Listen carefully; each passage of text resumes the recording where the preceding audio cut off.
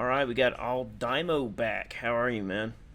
I am very good. I'm all good. Very excited to be back on. Yeah, I'm glad to have you back on so soon. Definitely got a lot of things we can talk about, especially with Christmas around the corner. You got all your Christmas shopping done? Yeah, I'm all. I finished mine yesterday.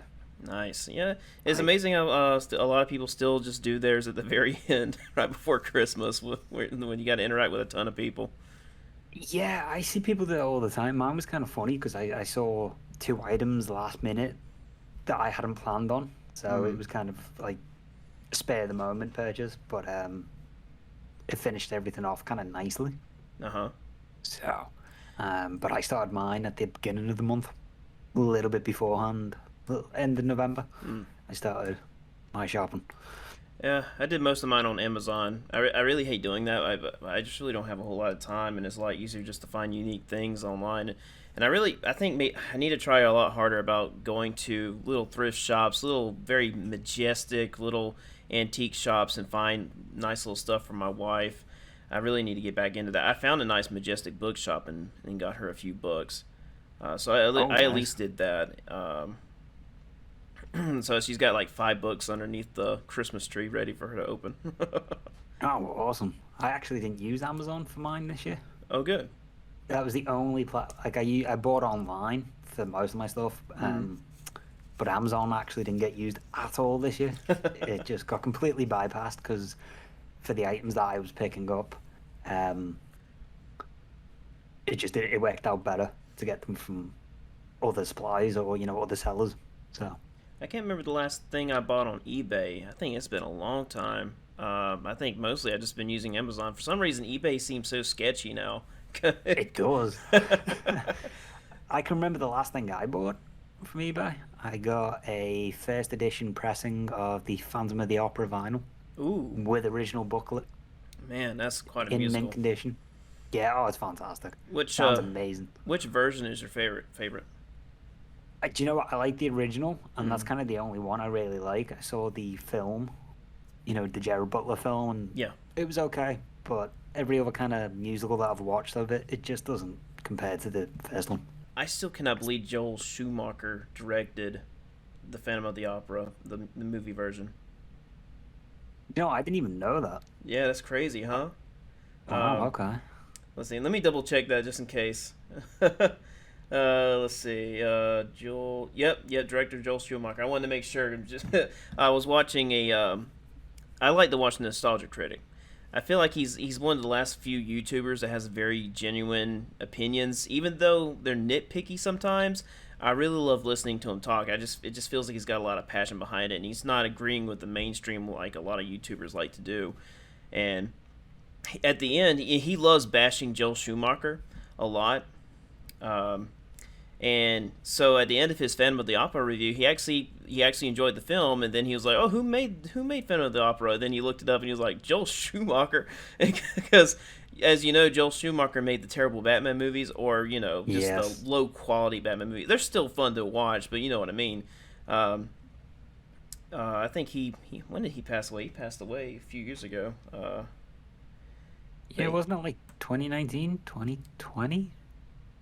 uh, Relatively let's see, when did recent. he died in? Yeah, I think he died in 2020. Yep, you're right. I was gonna say, I remember seeing something pop up about it. But I kind of miss those styles. I miss that style of movie, even regardless of the corniness and the cheesiness. He even came out and admitted that they were making a huge commercial for toys, basically for Batman, um, Batman and Robin mainly, and Batman Forever, I guess. But we don't really get performances like Jim Carrey's Riddler anymore these days, huh? No, do you know what? I haven't, in general, with films, I don't think there's really that many films that stand out nowadays. That like Yeah. are really good. It's all kind of the same I corniness. Yeah, I miss epics. I miss following the Christopher Nolan movies of Batman. Marvel was good for a while, and then it just started getting formulaic. I did like Doctor Strange too. A lot of people scratch their heads when I tell them that, but I actually really enjoyed it. But I like Sam Raimi's directions of film. That's probably why I I still need to watch Evil Dead. I need to watch his Evil Dead movies because I haven't for some reason. Yeah, isn't there a game or something for them now? Yeah, but it's like the pretty much like the Friday the 13th game where you just gotta you play as the Yeah, I killer or was you play never a as the fan. victims, and I'm just not really into that. I'm like, if they created a linear story experience, then I'd be like, heck yeah, I'll definitely play that. But it's just an online thing. Yeah, and I've seen people play it too, and I've never been interested to try it. It's never like Yeah. really grabbed my attention. Yeah, it's they just keep making more and more games like that, but it makes money, so yeah, they just so they exist. Well, yeah, that's very true. That's the downside Yeah, to the yeah. the gaming industry. Mm-hmm. So Um, I can't even think. I think there were. I do want to see The Whale with Brendan Fraser. I heard that was good. I miss yeah, Brendan Fraser. I'm glad he's back in film. I do know he was in a show doing a voice for a robot. I need to check that out. But I definitely want to go into theaters and see Brendan Fraser on the screen again. I think I've seen him. I think I've been to the theater to see him on screen maybe a few times in my life. I believe that was The Mummy, The Mummy Returns, um, some kind of some kind of dinosaur planet movie that came before The Dark Knight Rises. There, my hometown has a drive-in, and you can pay the price for two movies. It's like for the price of one you would at a regular theater, and you can watch two movies back to back. But the downside is you may have to watch a movie you just don't want to get to the film you want to watch.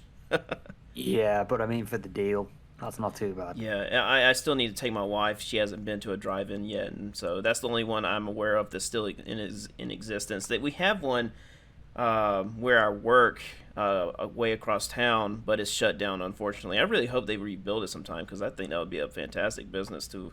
If they can reestablish it well enough, I think it would do pretty well. But I don't know. It might be a bad location, so I don't know. Yeah, I mean that was a big thing, wasn't it? In the States, they were getting rid of all of them. Mm-hmm.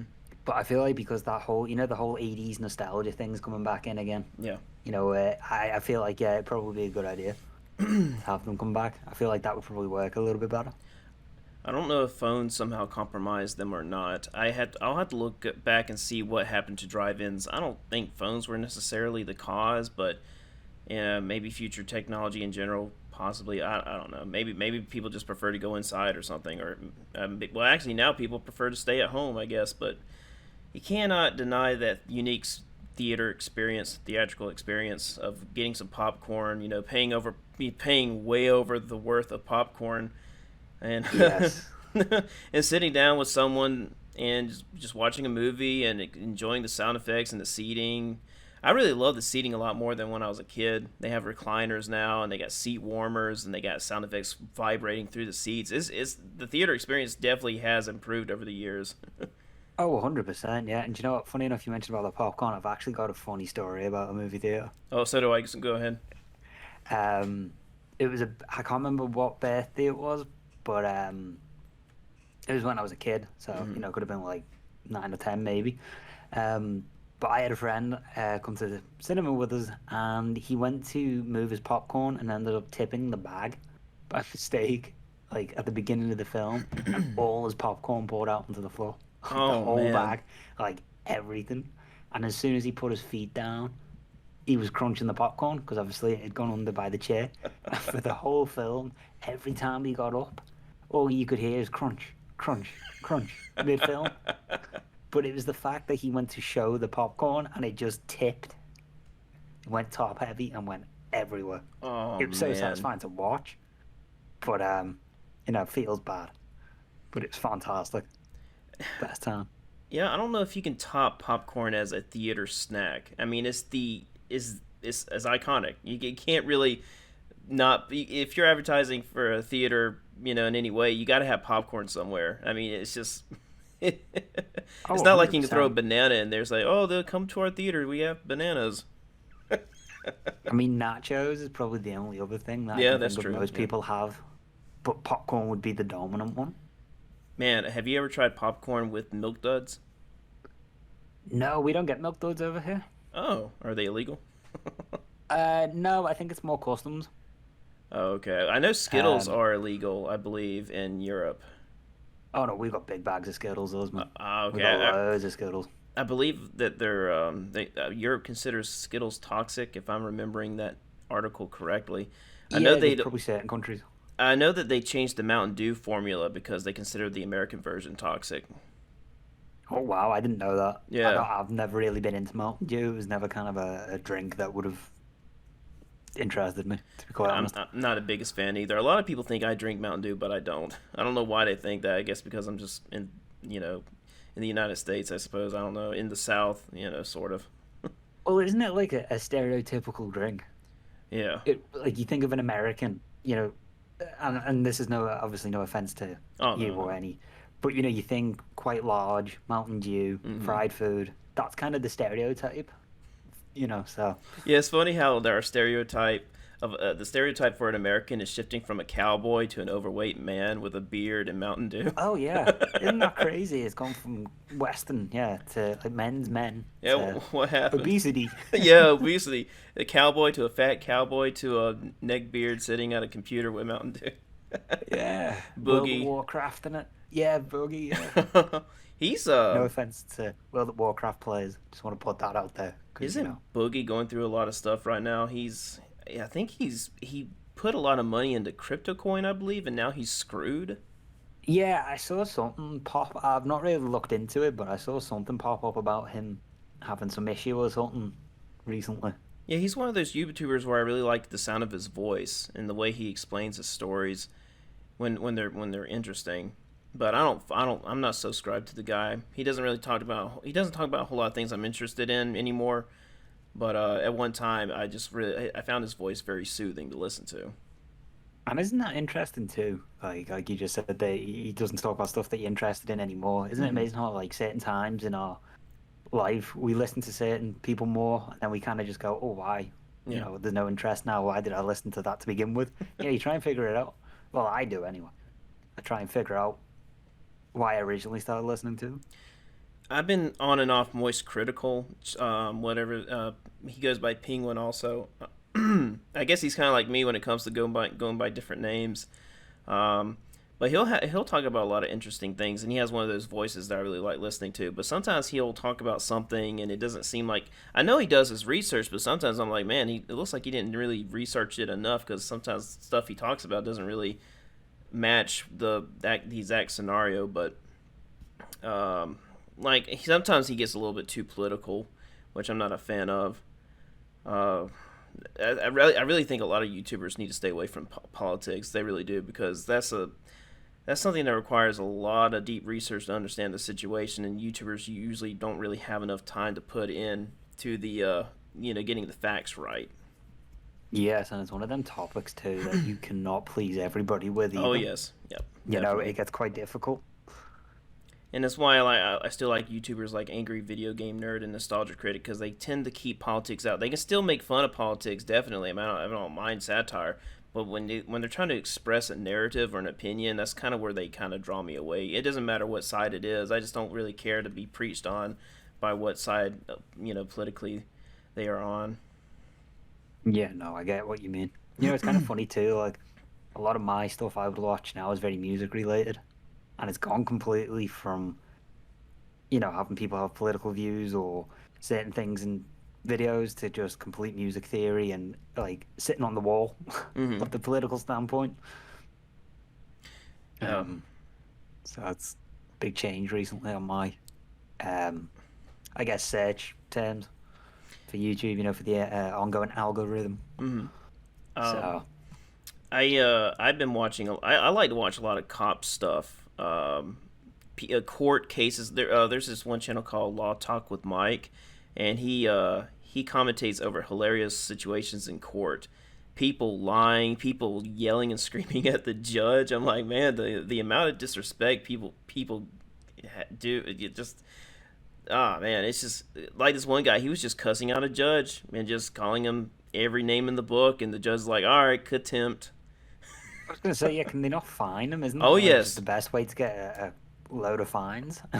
definitely. And even attorneys can act nasty. This one attorney, he does these videos called Karen cases, and this one attorney was a Karen basically, and she would Okay. mouth off to the judge, and the judge was like, "All right, well, I'm fining you $100, for speaking over me." I don't think they, for some reason, it wasn't counting as contempt. It was more like a fine or something like that. I don't know.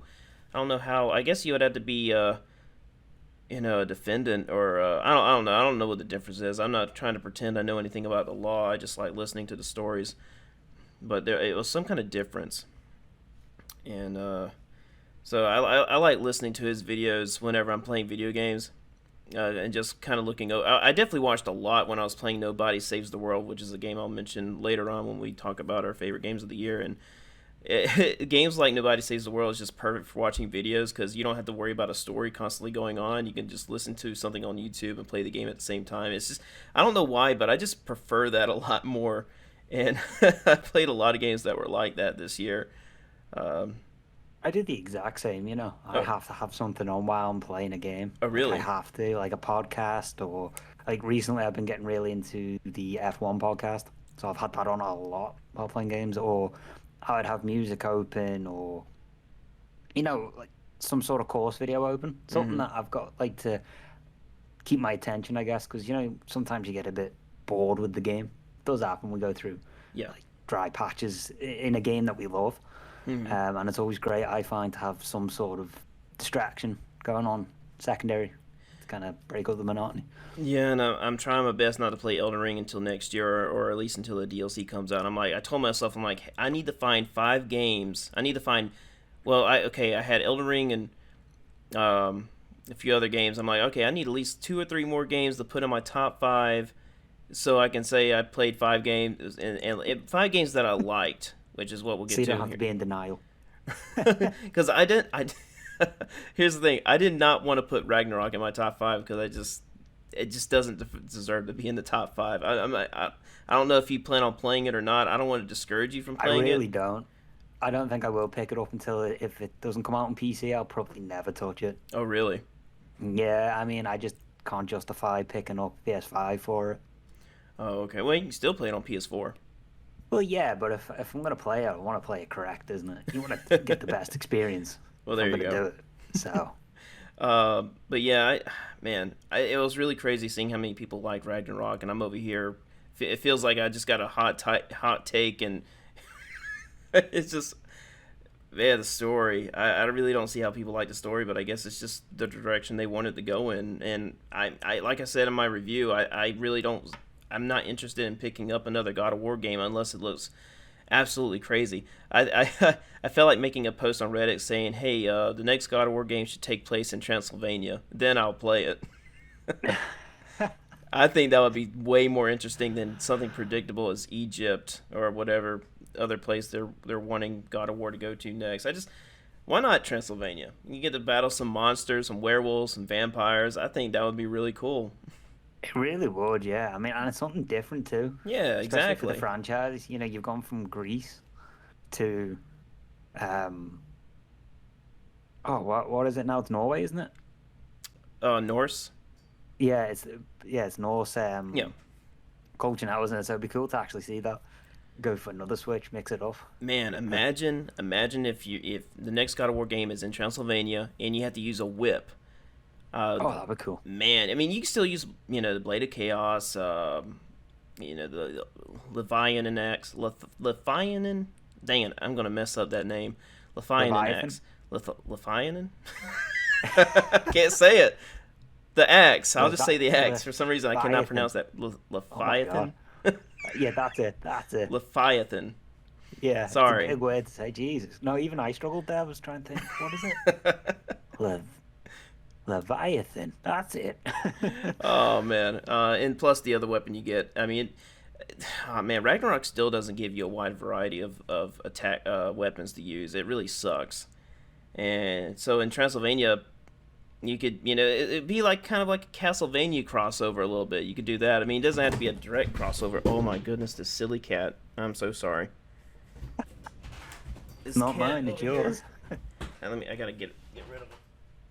Well, no, this one doesn't work. I use a spray can to scare the cats away from me. Oh, well. All right.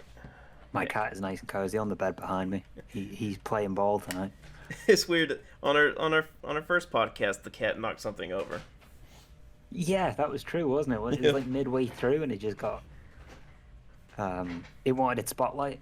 That's what it wanted. He's like, I want to be on the podcast again.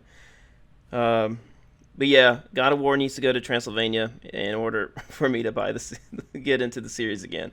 I don't care about what any other characters do. And as much as I love the characters, I really don't care about what they're doing. I want to see what Kratos is doing. I want to see his story. I want to see conflict with his past. And Ragnarok just didn't do any of it. They just wanted to concentrate on getting to Ragnarok and just taking care of Ragnarok, and I found none of it interesting at all, unfortunately. Whenever it was getting to a point where I'm like, okay, well, maybe they're about to do something, it just falls flat. And Oh, it's that's not really good. frustrating seeing how other people are just loving it, giving it 10 out of 10s. I'm like, let me give this game a year and see what people say about it then, because I still think a lot of people tend to see something pretty and epic, and then after a year later, they're like, oh, you know what? That definitely could have been better. Oh yeah, the honeymoon phase wears off. hmm 100%. So I'm gonna have to wait a year until people kind of get more genuine with their opinions. Because right now, Yeah. unfortunately, my sister, for example, we went to go watch The Great and Powerful Oz. Now, I'm not saying it's a bad movie. If it's if anyone likes it, so I'm glad. But I went in there and they spoiled the movie like in the intro credits. And have you seen it? No, I actually haven't. Oh, okay. Do you know I you're haven't. familiar with the Wizard of Oz story, right? Oh yeah, 100%. Okay. Well, I'm just Seen the gonna say it original. because the movie's been out for a while. In the intro credits, so as you know, Mila Kunis plays as the Wicked Witch. In the Yes. intro credit, in the introduction of the credits, we see Mila Kunis's name in the intro, whatever. And then you see a shadow of the Wicked Witch, and then immediately in the theater, I'm like, oh, so I guess she's gonna be the witch then. And the whole movie is building up like it's a huge secret of who's gonna be the Wicked Witch, and then And it's then they just revealed. I'm blow like, it up. oh, okay, well, Oh my god. Talk about poor marketing department. honest. I mean, the movie could have been really good. They had a lot of great effects in it. It's just I don't know I don't understand why we needed the story. I guess I mean it's fine to have a movie if it's produced really well. I mean sometimes a movie can have a really bad story, but it can still be a really good movie. Like it can have like the most basic story, but as long as like segments are really well directed and make sense throughout the entire film pacing wise, and then just blow it all up at the end. I mean, I Oh don't see yeah, why a bad 100%. story, couldn't work. Because I mean, we've seen it a lot. I mean, like look at Jaws. Jaws is nothing but a simple story of killing a shark. I mean, look how successful that movie is, just because segments of the movie work so well, and just it's presented incredibly well. The practical effects. I mean, so many elements of that film works. Now, in my personal opinion, I think the ending would have been better if with the original idea of multiple sharks showing up to Brody. But of course, we get the epicness of the shark blowing up at the end, and it's just it's iconic, and I understand that. It's just if I wanted a different version, I would love to see multiple sharks show up. Having a really bad, really harsh ending, because I love it when horror movies have really harsh endings. Horror movies do not need happy endings. They do not belong in horror movies. And so I think the perfect ending for Jaws would have been other sharks showing up, showing that there's no hope for Brody, and then just cut to credits. Yeah, and I think that's true what you just said as well about the horror film. Like, if you want to go watch happy ending, go watch fantasy or something. Mm-hmm. But it's funny you mentioned Jaws because how much pop culture has been changed by that. If you think of like Bob's Burgers having a whole episode with the shark Yeah, I being the love that. Jaws reference, that Uh huh. that just shows how good a simple story is. Mm-hmm. That it's become that iconic in pop culture, and it's Exactly. lasted this long. It just proves it can be genius in simplicity. Exactly. And we don't always need a super complex story. I mean, I love it when a movie doesn't hold our hand. And Ragnarok holds your hand throughout the entire story. Oh, this is why he did that. And the reason why he did that is because he did this and he wants that. Oh, come over here. This character wants this. And it's just. That's the way I felt throughout the entire game. Yeah, and then you get something like Elden Ring, which I'm sure we're going to discuss later anyway, at Mm-hmm. this particular point, where you are allowed to assume Yeah. certain parts of the narrative, which is always great. Yes. Which it's a shame, I don't like it when I like it when games kind of give you the story as well, but they still let you piece things together. But when it's just kind of fed to you on a spoon straight away, it's kind of like, oh well, what a waste of money this is, because the excitement kind of dies down too quick. I mentioned in my Elden Ring versus Ragnarok video, which was really fun to make, by the way.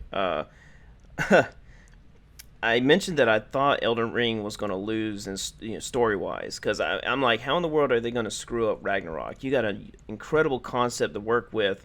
So many dark situations can occur, and the story could end almost anywhere. And somehow they just made it way too happy. And I'm like, no, this wasn't supposed to be happy. This was supposed to be sad. God of War is a tragic story. Why are we creating such a Weenie Hut Junior's kind of ending here? It's just Yeah, and then Elden Ring got the award for, what was it, nomination for best narrative or something. Did they get? Yeah, I they got thought a best narrative. they got best Uh, direction, game yeah, and then direction. there was a. I don't think they won the category, but they got nominated for the best narrative in Oh, a okay. 2022 game, and people were like, well, Ragnarok should have got it. So that just shows how crazy the voting went for Elden Ring in terms of giving you less story, but somehow getting best narrative. I thought Ragnarok won best narrative. There was definitely. I don't think Elden Ring won it. I think it was just it was nominated Okay. for the best, and people were confused of how Ah. it got nominated because Okay, I it see what you gave you mean. less story Yep. than what Ragnarok was given. Mm-hmm. Yeah, and I mean, you have to dig a little bit for Elden Ring's story, but it's there, and it can create into an awesome story based on theories that you create on your own, and there's no Yes. hand holding. It doesn't hold your hand. If you read about something early in Elden Ring, and then you see the conclusion of it at the end of Elden Ring, you can piece together that, and plus if you go through the game a little bit more, you might find a little bit more pieces to that story, and then you can basically fill in the Exactly. gaps with your mind. And that works really well in my opinion. I'm not a big lore hunter myself. So I'm sure there's a lot of great stories in Elden Ring. And it's kind of an unfair match because I don't dig into Elden Ring, but compared to Ragnarok, I'm being spoon fed this story. So, but in the end, I feel like the story is just significantly stronger in Elden Ring, simply just because of the little bit I've seen without even digging deep into it. Oh yeah, you can deep dive because imagination is literally your only limit for Elden Ring story with Mm-hmm. theories and stuff like that. Oh yes. Imagination. If you get kind of writer's block, I guess. Um, that's the only issue that you can have. But if you start deep diving into Elden Ring, then it's so many different theories, so many different lore aspects. It's crazy. Yeah. Well, we're about 30 minutes in. You want to go ahead and get started on our lists? Our Yeah. 2022 Game of the Year list. So you only have three from this year. I've got one, two, three. I've got a game that came out in 2016 that's got new content for this year and next year Okay. that I put in. Go ahead and And list. then Go ahead and list your least favorite 2022 game, and then after you get done with your 2022 list, then we'll go to the games that you played this year that you really enjoyed that were released previously. so this was actually a difficult one because I couldn't think of a game for number five, and it's not that the game is like the worst out of the top five, but I put Frogun at the bottom. What is it? Frogun, I put it at the bottom of Oh, the okay. list, but it's not because it's a bad game. It's Hmm. just compared to the other games, there were certain things that I got a little bit more out of it. Right. But Frogun was actually super fun. You obviously recommended the game, and for Yes. people who don't know what it is, it's a platformer game. It's very reminiscent of Crash Bandicoot to me, especially in terms of the layout for the game. And I just absolutely loved it for just relaxing and playing a game where there wasn't very much thought needed. Hmm. So I still haven't finished it. Not finished it yet. I still haven't come back to it. I've got up to the snow level, that particular section, which Ooh. I get a very Mario 64 vibe Yeah. off. Like, just even the way the puzzles work with the sliding, it's very Mario. Vario? That's not a word. Very Mario 64-ish. So I think that's my favorite realm of the game is definitely the snowy area. I think that's where some of the trickiest platforming comes in. oh, 100%. Like it makes you think a little bit more. Like I think every level in the game has its difficulties, especially with the Hmm. racing challenge in it, where you got to race an NPC. I think that's very, very cool. That mixes it up. Um, Can but you? once you get past Kiki, the spider, that's the spider boss that I had the glitches on, unfortunately, for Yeah, 3 attempts. I've contacted the developer because even on the brutal boss rush mode, there is a bug with the what it's like the second to the last boss, of course, and it causes his wave of attacks, his bottom wave attack, to get too tall for you to jump over, and so it messes up your run for the last boss. And Oh wow. because just in case you get hit too many times, because even the last boss has this really weird attack at the end, and I kind of I exploit it because it just doesn't really register that well. I didn't tell him about that part because I don't know if it's just maybe my timing sucks with it or something, but apparently you can just stand on the corner and avoid everything. So I'm not really gonna Okay, I'm not I'll gonna have to keep complain too that much in about mind. that. Um, Sneaky, sneaky strategies. yeah, when I saw someone, because I was looking it up, I'm like, man, there's got to be a consistent way to do this, and maybe I'm just doing something wrong. So I looked up on YouTube, and no one was doing it. They were just standing on the corner to avoid the attack. Wow, okay. You see, I'm that like, just shows as well simple strategies. yeah. Like, it's amazing. Well, it just feels like the attack does. I mean, what you need to do to avoid attack just doesn't feel like it's supposed to work correctly for some reason. And I don't even know. I don't know if it's intentional. I don't know if it's just another thing that's broken.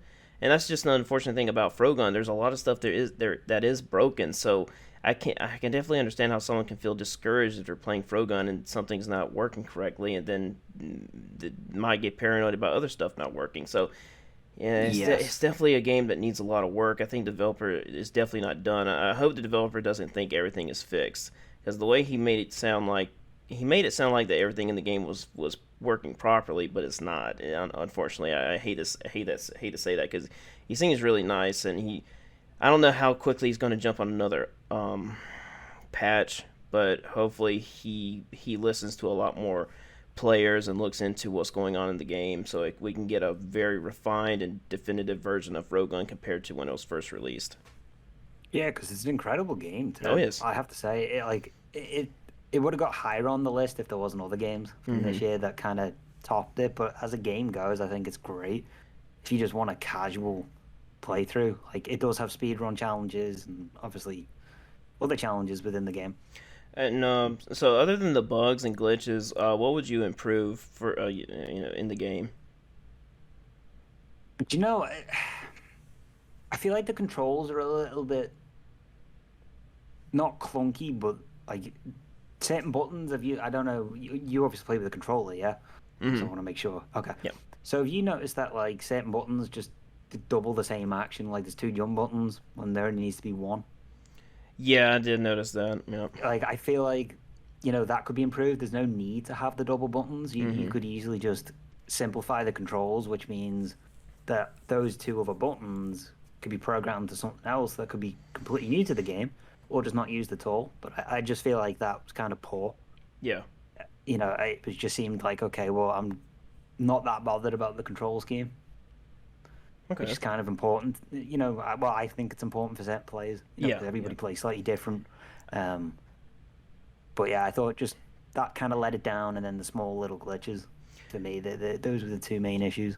I know whenever I jump back on Frogun, sometimes I get confused every time I jump back on after a while. After which usually happens with video games, but with Frogun, with there be multiple buttons for the same thing, it kind of throws me off because I'm like, oh shoot, is this jump or is this or is this zip Yeah, line? I keep getting confused with that too. I'm the same because it's a completely different control scheme to what you'd be used to in a normal game. Hmm. But it was a good game though. I think it's a fantastic Oh yes. platformer. It's very well done. I hope if he does make a sequel, I hope he learns from his mistakes in the game and improves on it for a second. Personally, I'm hoping he goes beyond the frog gun or whatever, and goes with like does like other animals like maybe other amphibians like turtles, snake guns, stuff like that. I think there's a wide spectrum of what he could do in terms of gameplay mechanics and just platforming in general. there's just so much you could do. Yeah, I mean, like you have the option to pick multiple hats, so why not Mm-hmm. multiple guns? That makes total sense. You get, maybe you get to change your shirt and pants, and I'll have an expansive attire to collect. Yeah, I mean, that'd be kind of cool. Keep the player base. So let's just hope this developer continues to do great things. I'm definitely paying attention to him right now. Yeah, no, he's definitely, I think for what he's done so far, Mm. bang up job. It's very good. All right, how about your So, number 4? Outward Definitive Edition. Have you ever heard of Outward? Outward. Is that the one of the ones that was updated this year or something? Yeah, well, it came out in 2019, but it was very buggy, to be polite. Um, so they redid it for the next gen consoles for PS5 and Xbox One. Think of it kind of like a Dark Souls remaster. I think I have played that. I think I tried playing that with my wife. Yeah, it's super difficult. Super difficult. So it's a survival RPG. So you have aspects of like temperature differences. You can freeze to death. Uh, Too warm, you have issues with drought, fatigue, hunger, etc. The typical survival things. Um, and it's a bit like Elden Ring, I guess, in terms of open world. Uh, Not to the same extent of size, but that kind of feel. Have you ever played the Fable games? I tried. I believe it was the second game. Yeah, a friend of mine had it for Xbox 360, and I played it. I don't think I got too far, but I actually recently got Game Pass, so I probably should add it to my collection and try it out sometime because I think there's Fable 1, 2, and 3 that's available on Game Pass. Oh, nice. Well, if you try Fable 1, it's a bit like that in terms of kind of the open worldness, but Hmm. it's Elden Ring difficulty because it has crafting in it. Okay. Um, and story-wise, it's pretty good. It can be a little bit slow, but you start out as your character owes a debt to the tribe chieftain, and then from there, once you've paid the debt, you can pick one of three factions, a bit like Fire Emblem Three Houses. Hmm.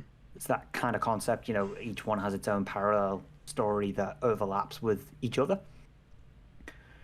which is pretty cool. And what I found really interesting with the story is the quests actually have time limits to complete them, but you can have up to 7 months on some quests to finish them. Hmm. In terms of Wow.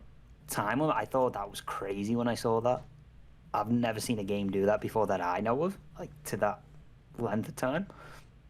You said it Um, takes 7 months in no, game. the quest can actually last up to 7 months before you've got Oh, to complete it. well, how long That's does how a month crazy. last in the game? You can actually go off real time, Oh, or you can set it to the way you can do in game, where it's got its own time frame because you can oh, actually sleep and build campfires and tents. okay, yeah, But you can also be robbed if oh, you've got to like say there's an area in the game that has like abandoned buildings. So if you build like a campfire in there, you're not going to be seen. But say if you were to build outside the buildings, you can actually get robbed by thieves in the game. that's kind of So like that sounds like Oblivion. yeah, that's that kind of style. Or I thought World of Warcraft a little bit. That kind of idea of strategy with extra players. I always found that charming for some reason. Whenever I'm sleeping in Oblivion and then I wake up next morning and it says I was robbed, and you don't even see the person that robs you. It just says you robbed him, but for some reason it just adds so much atmosphere to the game. Oh yeah, 100%. Because it means you've got to be a little bit more smart, Hmm. and you get annoyed because you feel like the actual character because you feel like you've been robbed. um, but yeah, it's a bit like Fable. Okay. Even with the walk, like you do spend a lot of time walking through the areas without little combat. A bit like Fable has with the traveler merchants. Hmm. But this is where the issues come in with the game for me. The combat is very dated, like very dated. It's super Wow. clumsy.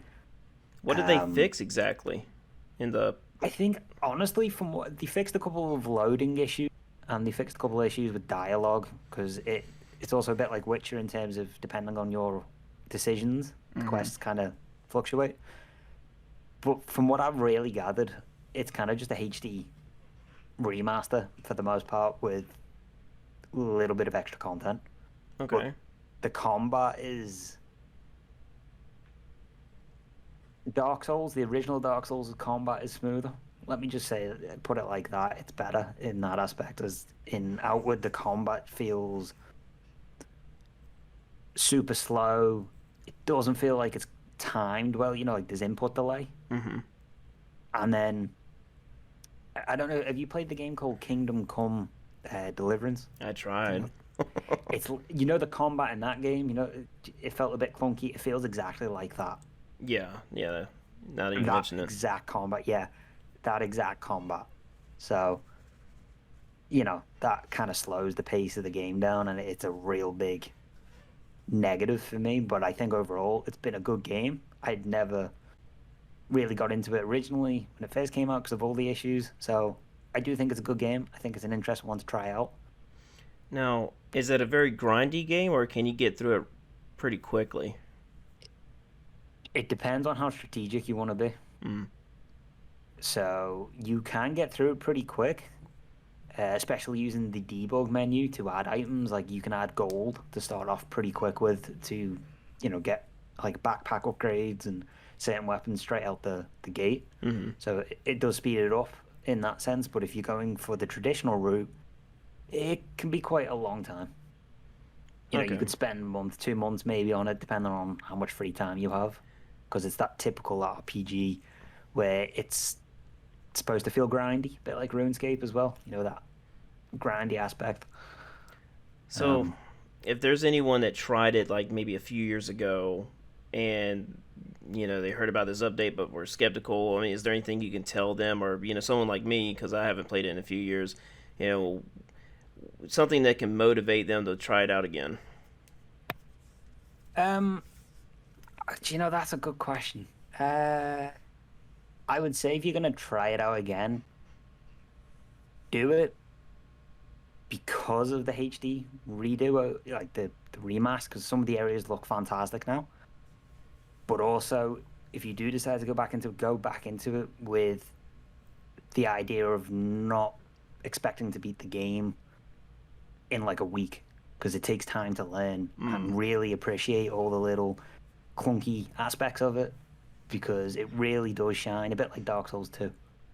Once you get rid of the clunkiness, it's fantastic. So Yeah, you mean adapt to the controls? yeah, pretty much. If you can get past the combat and the feel, it's a fantastic game. You just have to learn to work with it. So I would definitely say go into it with patience and knowing that okay, I'm not going to complete this in a week. I'm going to enjoy it and really, focus on the mini details, and it becomes such a breeze after that. Okay, all right. So, Was there anything else you wanted to say about it? I don't really have much to say because I only played I probably maybe only played an hour, and that was maybe a year or two ago, so I don't really remember much about it. I just remember getting lost.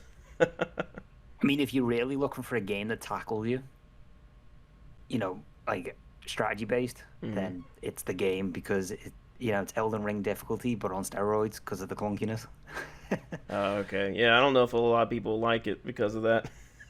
Well, like I said, once you can, Yeah. appreciate the clunkiness, it is a good game. Okay. So So it's like when you say clunkiness due to difficulty, are you talking about maybe something like The Lion King on Nintendo, the Super Nintendo? yeah, a little bit. Okay. Gotcha. Because compared to say Elden Ring combat, it's not as polished. Mm. It's not even 100% close to polished in Are- that aspect. So are they just going to continue working on this game, or are they going to make a more refined game later, or do they prefer to have that clunkiness? Honestly, I don't know, because I didn't even expect to see it get remastered for the PS5 and the Xbox. That was a shock, because Huh. I didn't think it did that well to begin with. Uh-huh. But there's always that niche group of people, isn't there, in the gaming community that Yeah. love it and find a way to appreciate it. So, I hope they make another game and they can make it a little bit better. Maybe make it a little bit more like Dragon Age Inquisition. With the areas where there's a little bit more to do besides picking up materials Mm-hmm. for the most part. And then minor encounters, but you want to avoid them because of the clunkiness. It's a weird circle of awkwardness, but I just think it's a good game still for what it is. You still get enjoyment. Okay. which is the main thing. And I got it on sale because Steam has been pumping it on sale quite a lot. So, you know, you don't really lose too much either. Nice. So Yeah. it's kind of a win-win. I was I'll say that for later. I actually I didn't talk about my popcorn story. So if you can remind me, Oh, I'll write yeah. it down actually for the end. Forgot about that. Yeah, we moved on to what was Because now I'll have to splice it into one video like I did with some of clips from our podcast where I spliced our conversations about Aldridge because we talked about it separately. Yes. And so all right. So what's your number 3? Number 3 is Civilization 6. Have you ever Ooh, played the Civilization no, I games? have not. Oh, you would love them. I've got You a think feeling so? to be your kind of game. Well, you're into Elden Ring strategy challenges, that kind of way. Yeah. Have you ever played Fire Emblem No. or XCOM? No. Oh, Is okay. XCOM? Okay. I mean, I played Mario This- versus Rabbids. Well, think of it like that. You've only got so many moves you can make. It's that style where you can only move so many tiles at a time. Mm-hmm. But Civilization 6 got number 3, and it's just a fantastic game. I'm just going to tell the con of the game straight away before the pros. The biggest con is you do not have enough time to play it. It's that long of a game. Ooh, really? You know, it's that good of a game because it's so strategy based that it can take like 500 moves as the max moves. So Is You know, that an in real time genre game? I think there's a way to set it like that, or you can just do it as 500 moves for just the game itself against the computer. Okay. But I think there is a thing where you can actually make it even like slower and make it like longer, just because if you want to be a Satanist and destroy your own life, then insanity, then go for it. But that's the biggest con is because you can have up to 12 players in the same match. So in order to win the game, there's 3 possible ways of winning the game, which is a science victory where you actually land on the moon. You manage to win the moon landing, or there's a cultural victory where you win it from likes of music and theater, or you can just go out and do a domination victory, which is just pure war. You wipe out every civilization on the board in the match. So, it kind of just depends. Each victory also dictates the length of the game, which is kind of crazy. Mm-hmm. But if you look at XCOM or like Fire Emblem, or there's one other game I can't remember what it is, but it's that tabletop kind of view with Yeah. 6 tiles. But you can have multiple cities, so you've got multiple moves per city across this continent against the AI, which is obviously trying to beat you. So there's a ton of replayability with it because it always changes every game depending on the leaders you pick, because there's like 56, 57 leaders to choose from. It's mental. But I do think you would like it. It's definitely strategy based, and you could even set yourself challenges like people do in it. Where So- you can only do so many moves for a victory. And People so do that all the time. this was something that was upgraded this year, or just something you finally tried this year? This actually got new content this year. This is the reason I saw it. Okay. Because they released, it's called the Leaders Pack, and they're releasing 6 new packs with 6 leaders per pack up until 2023. Mm-hmm.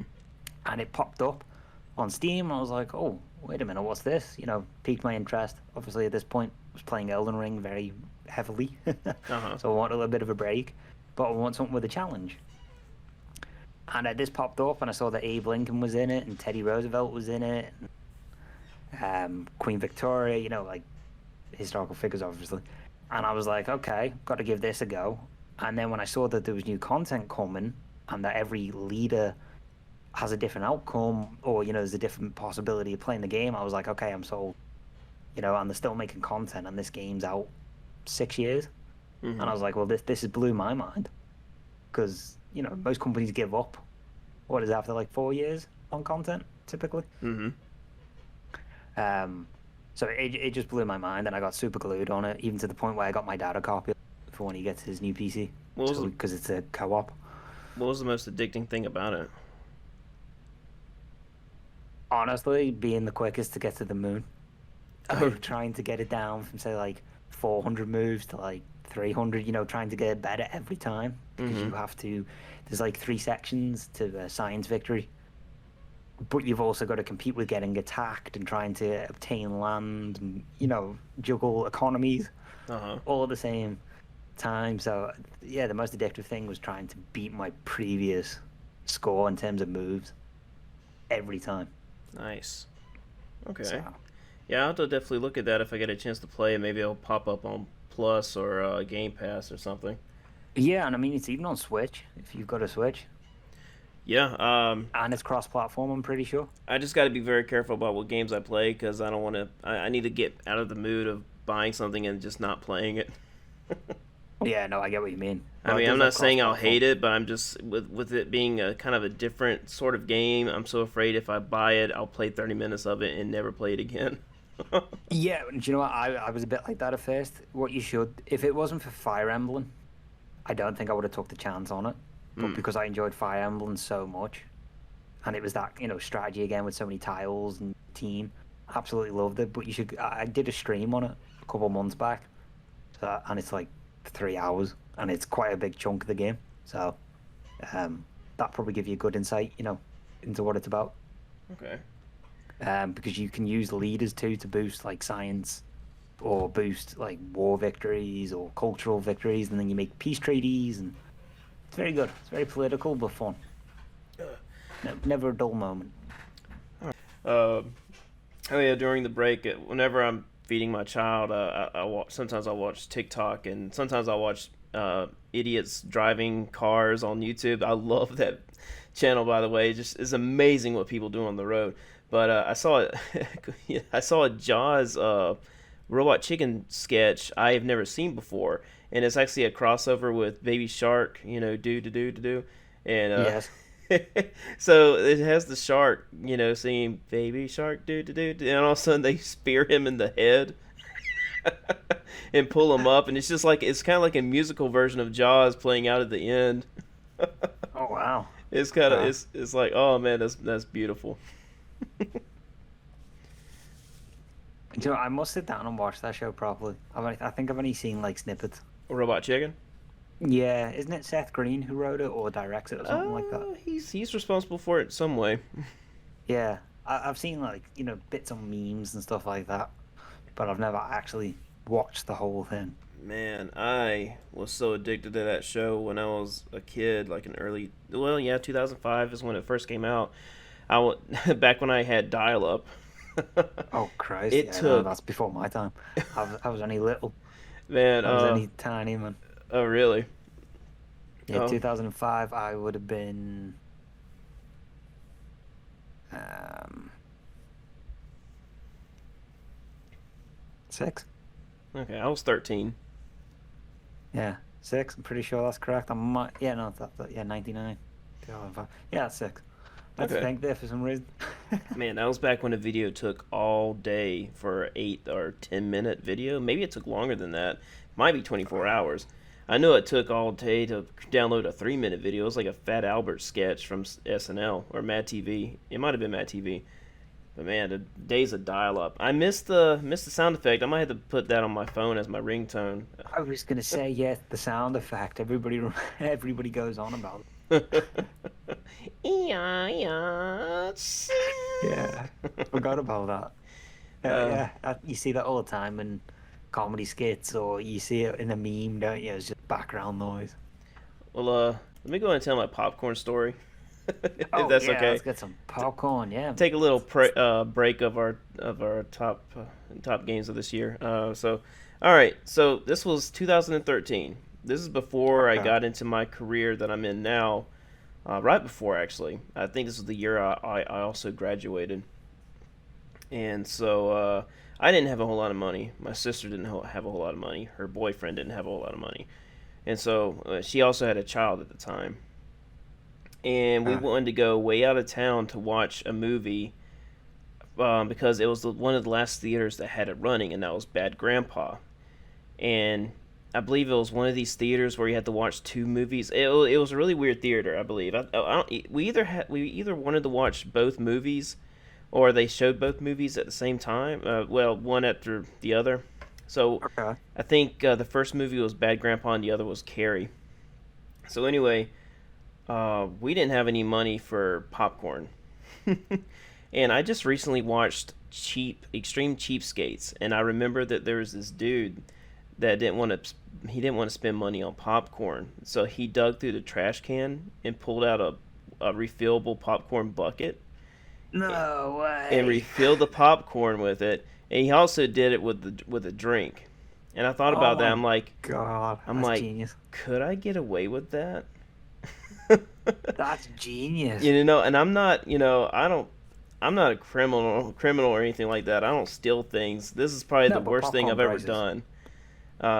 In terms of, I don't, heck, it's such a minor thing, but still, I guess it's still technically stealing. But that, anyway. Well, let's So be honest, the cinema steals from us with the yeah, that's prices. true. Yeah, they stole from Okay. us, but anyway. So I'm like, okay, let me look in these trash cans and just see if I can find one that's just floating on top.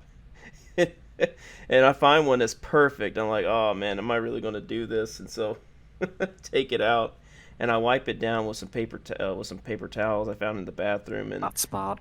That's a smart decision. because just in case someone spits in it, I didn't see any spit on it, but just in case, I mean, heck, that's the one thing I was concerned about the most was someone might have spit on it, and I didn't do the drink. I thought I was too far, No, no, I couldn't have done that. No, that's and yeah. so I get the popcorn bucket out. It looked perfect, no spit marks on it. Still wiped it down, and I got free I got free Oh, popcorn from it, oh my God! Wow. and I just could not Okay, believe it worked. It was that's unbelievable. I think that's about it genius. now, and I'm like, I cannot believe I did that. I definitely would not do that today. But I was, it was 2013. I was, and like I said, that was definitely something I wouldn't do today. Yeah, imagine you telling 10-year-old, 10-year younger you. Hmm. Man.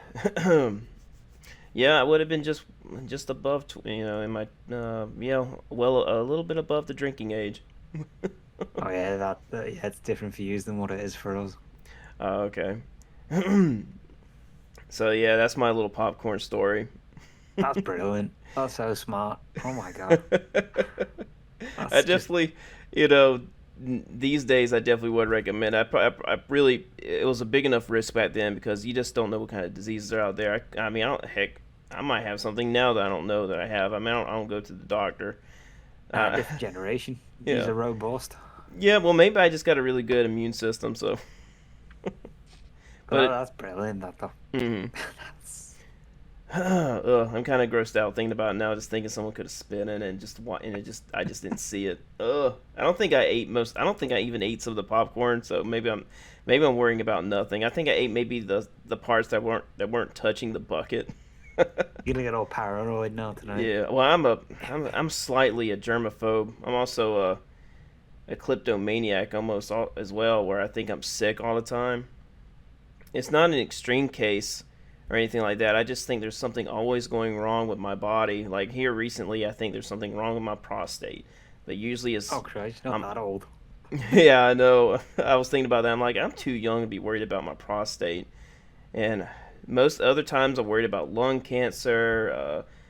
Yeah, can't mostly just cancer in general. I'm like, I'm always thinking I'm dying of something, and I'm like, man, I wish I can get that out of my brain. I guess it's some kind of disorder I have that I need to go to therapy or something like that. But Well, I guess you know if you had the lung cancer, you could always do the Walter White. yeah, I think about that often. I'm like, if I have lung cancer, I'm cool because of Walter White. Yeah, It's a, if he could do it, then anybody can do it. You just gotta yeah. be Walter White. uh, but I've had that problem since I was a kid, so it's nothing new. I've been dealing with this nonsense all my life. Oh well, if it hasn't, bothered you to an extent of madness yet, then you're safe. Yeah, I can still work. I can still function like a normal human being. But when it comes to myself in my own mind, I'm pretty sure if I was isolated somewhere like in The Shining, Jack Nicholson, if I was put in that situation, I don't know, I would probably go crazy too. Oh yeah, 100%. Yeah. But anyway, Yeah. let's get back to our top. So we were on. We just got done with your number three, which was Civilization 6, right? Yes. Did you have anything else you wanted to say?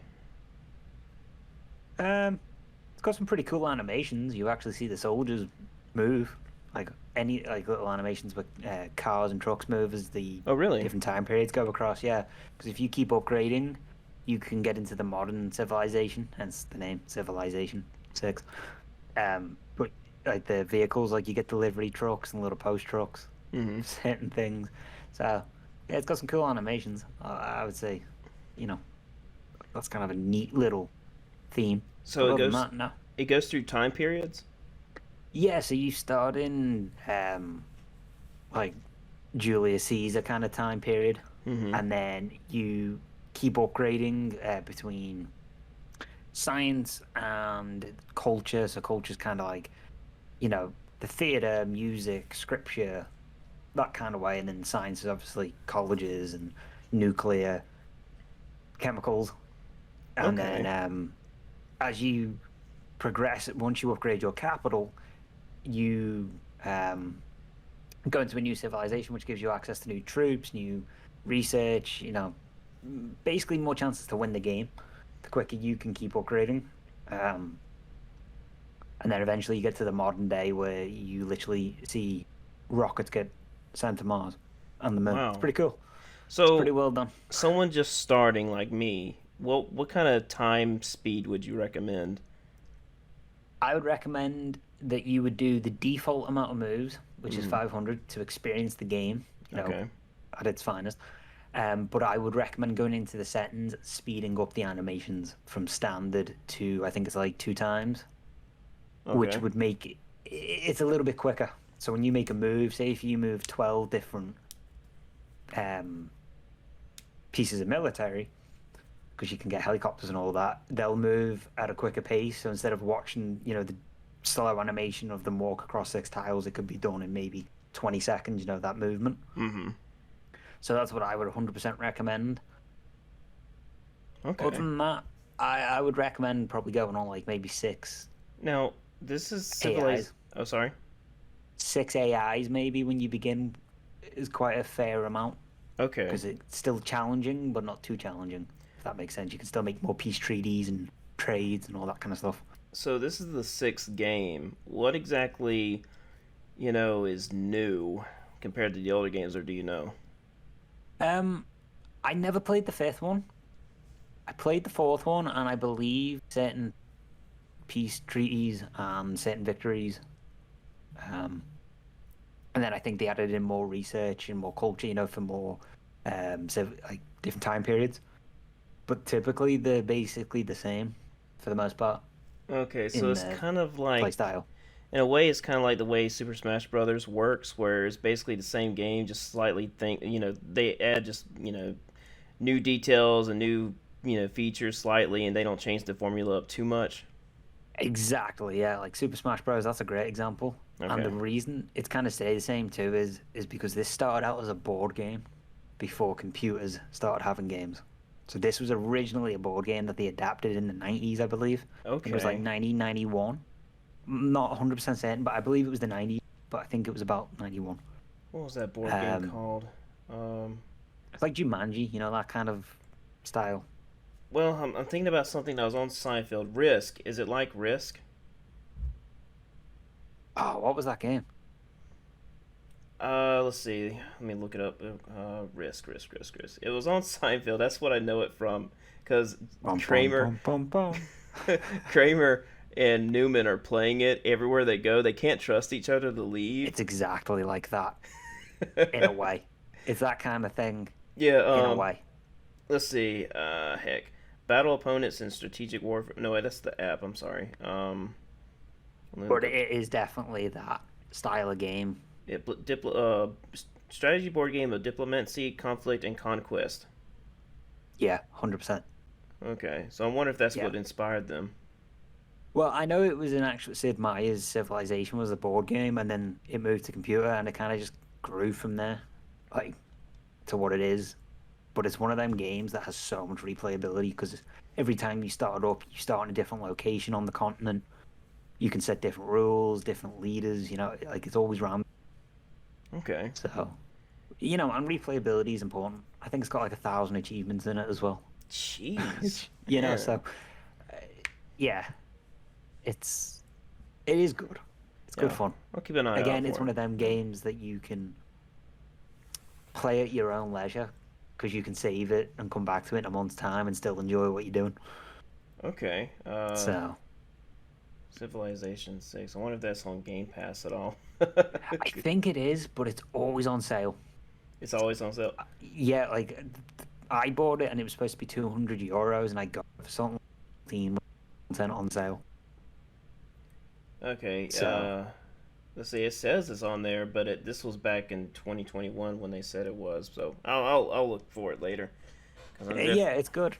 It's very good. It's very you can challenge yourself and speedrun yourself and see, loads of stuff. this new thing I'm going to do, since Game Pass is just significantly better than PlayStation Plus, and this is coming from a PlayStation fan. Oh, it is. Yeah, it is better. I'm It going is to use better. Game Pass to try out games there that I can access, and if I love them enough, I'm going to buy them on PlayStation No, that makes sense. because I It's a just I good just idea. I just prefer the PlayStation controller so much more. Yeah, and my dad said the exact same thing. Oh, really? Yeah, he originally played like the PlayStation 2, and like Sega Saturn. He comes from like Pong, Ooh. so he's seen stuff develop at a cool rate. Mm-hmm. Um, but he was using the Xbox controller, and then he used my PlayStation controller, which I use for my PC, and he Nice. preferred the PlayStation 4 controller because it's more comfortable because that's what he's used to. Yes. Yes. But Yes. it is ergonomically a bit better. I think after the 360 controller, PlayStation controllers became the dominant controller. Yeah, well, they were way ahead of Xbox too. I mean, yeah, I think PlayStation 1 came out and they already pretty much dominated the controller even then. And then Xbox came out on the PS2, so it's just PlayStation was just kind of way ahead of constructing the perfect controller. And everybody had a PlayStation. Yeah. Like that, even when I was like, kid, you'd go PlayStation, you bring your memory card, which was like 8 gig, which was huge for games. That you'd take to your friend's house and your controller to play multiplayer, which was split screen, which is pretty awesome. A joke that never gets old for me is when it says when there's a PlayStation exclusive like The Last of Us Part 2 and they compare it with the Xbox version and it's just nothing but a blank screen. I love that. Yeah. I mean, they can technically do that with Xbox. I mean, obviously they can do that with Xbox exclusive games, but I think PlayStation did that first. That joke. Yeah, I mean, like Xbox has what is it, Gears of War, which I enjoyed Hmm. quite a lot. Um, I haven't played the newest ones in the most recent while, which is kind of weird considering you can get them on Windows for free at certain points. Hmm. Just, you'd think by now I would have downloaded them. Um, but they have that, and then obviously PlayStation has the likes of God of War and Last Yeah. of Us in this case. Yeah. Um, it's kind of mad. I really hope Sony ups their games right now because right now I don't know personally I'm very disappointed in the selection, but I'm hoping that they'll bring stuff like Twisted Metal back. That way, 'cause I don't know. I guess I don't know if PlayStation fans are just kind of really easily pleased or something like that, but I really just do not care for their current formula for video games at the moment. It just all seems the same. They're all making it like The Last of Us. Last of Us kind of started this formula, and I think it's good for The Last of Us, but it doesn't need to be copied for every other game for PlayStation. Yeah, it shows that Last of Us has aged perfectly and has Hmm. a historical standing in terms of pop culture in a way again, because Yeah. it's one of those things. But yeah, it's a bit like the whole Souls-like situation, isn't it? Yeah. Where everybody's tried to copy it and they can't get the formula correct because you can't copy it, to the exact micro detail. It's impossible. Yeah, let's just hope Liza P, Liza P, and Black Myth Wokon. Hopefully those perform very well. I think Black Myth Wokon looks like it plays more like a modern day classic God of War game, really than Dark Souls or something like that. Okay, I must have a look. I've been kind of out the loop in the last couple of months. Yeah, it's just the camera angle and the movement of the character just looks more like Kratos from God of War 3 than something from Software. Oh wow, okay, that's a big change, like in Yeah. terms of artistic viewpoint. Well, if they're going to have combat, they need to have that camera angle just right. You can't have it right up against someone like as a shooter, and that's the problem with Ragnarok is that you got the camera so close to Kratos, and that's a view that's mainly for shoot. That's why the Leviathan. Well, there we go again. This is why the axe works very well because you throw it because the camera angle's made for you to throw that axe. But when it comes to Yes. melee, it doesn't feel as good because it just doesn't really work as well because you can't see anything hardly around you and you just get flanked very easily. You basically just gotta hope that the enemies are. You just gotta run around hoping that the enemies line up just right. You can go in, get a hit, then you gotta start running around again. Yeah, it's like just a shoulder cam, isn't it? Yeah. That's it. That's all it is all the time. And that's why playing as you actually get to play as another character in Ragnarok, and that character actually works a lot better because you get to use a bow, and so most of your combat is shooting enemies, and it works significantly better than Yes. Kratos. Because that camera, because I'm getting this from another reviewer, because he mentioned that, and I'm like, that's probably the best point I've seen about Ragnarok, is the fact And that the that, camera is designed to be a shooter, not a melee game. yeah, no, that's true. That's actually a good point. And that's probably why close combat just doesn't feel good in God of War. Because, like I said, it just doesn't feel like it's designed that way. It's designed for you to like throw your axe and run around. Yeah, it's more spam run. Yeah, and yeah, it's games that are designed around spamming attacks. You had to get it just right. Like Nobody Saves the World, which I'll eventually get to later on if we can, because we're dragging on a lot of stuff right now. That gameplay focuses on you spamming attacks, but it works because the gameplay is designed around that instead of God of War, just kind of based, just putting you in an awkward camera angle and putting you with enemies of all kinds of aggression, where it's just, if you don't want to take any damage, you gotta perform particular and very tedious maneuvers just to get the situation perfectly to your benefit, but it just becomes repetitive because most of the encounters in Ragnarok are like that. But in something like Nobody Saves the World, the game is designed like that, and it's very addicting. I don't think the game ever got tired because you constantly have to change your tactics up a little bit because there are wards that enemies have, just like in Ragnarok. I mean, Ragnarok enemies do have wards, but it's usually just either ice, um, thrust, or fire. But in Nobody Saves the World, you got I think you have maybe four types of wards, which is only one step further up. However, you have to be a lot more strategic on how you're switching it up. Now, I don't think I would play Nobody Saves the World to without taking damage. I mean, I'm pretty sure there's a way, but I wasn't playing it that way to not take damage. However, I would have to look at it a little bit more because you do have to worry about projectiles, but you get a better camera angle of what's going on in comparison to Ragnarok, which is I guess is what I'm trying to say. No, no, no, I get it. Yeah, that makes sense. Are you ready for your number two? Yeah, number two is something that I've recently started getting into on a mega scale, which I didn't expect to, which is Formula One 2022 sim racing. Has become a big thing for me now. What is it? Um, Formula One 2022. So, Formula One. you know what NASCAR is, yeah?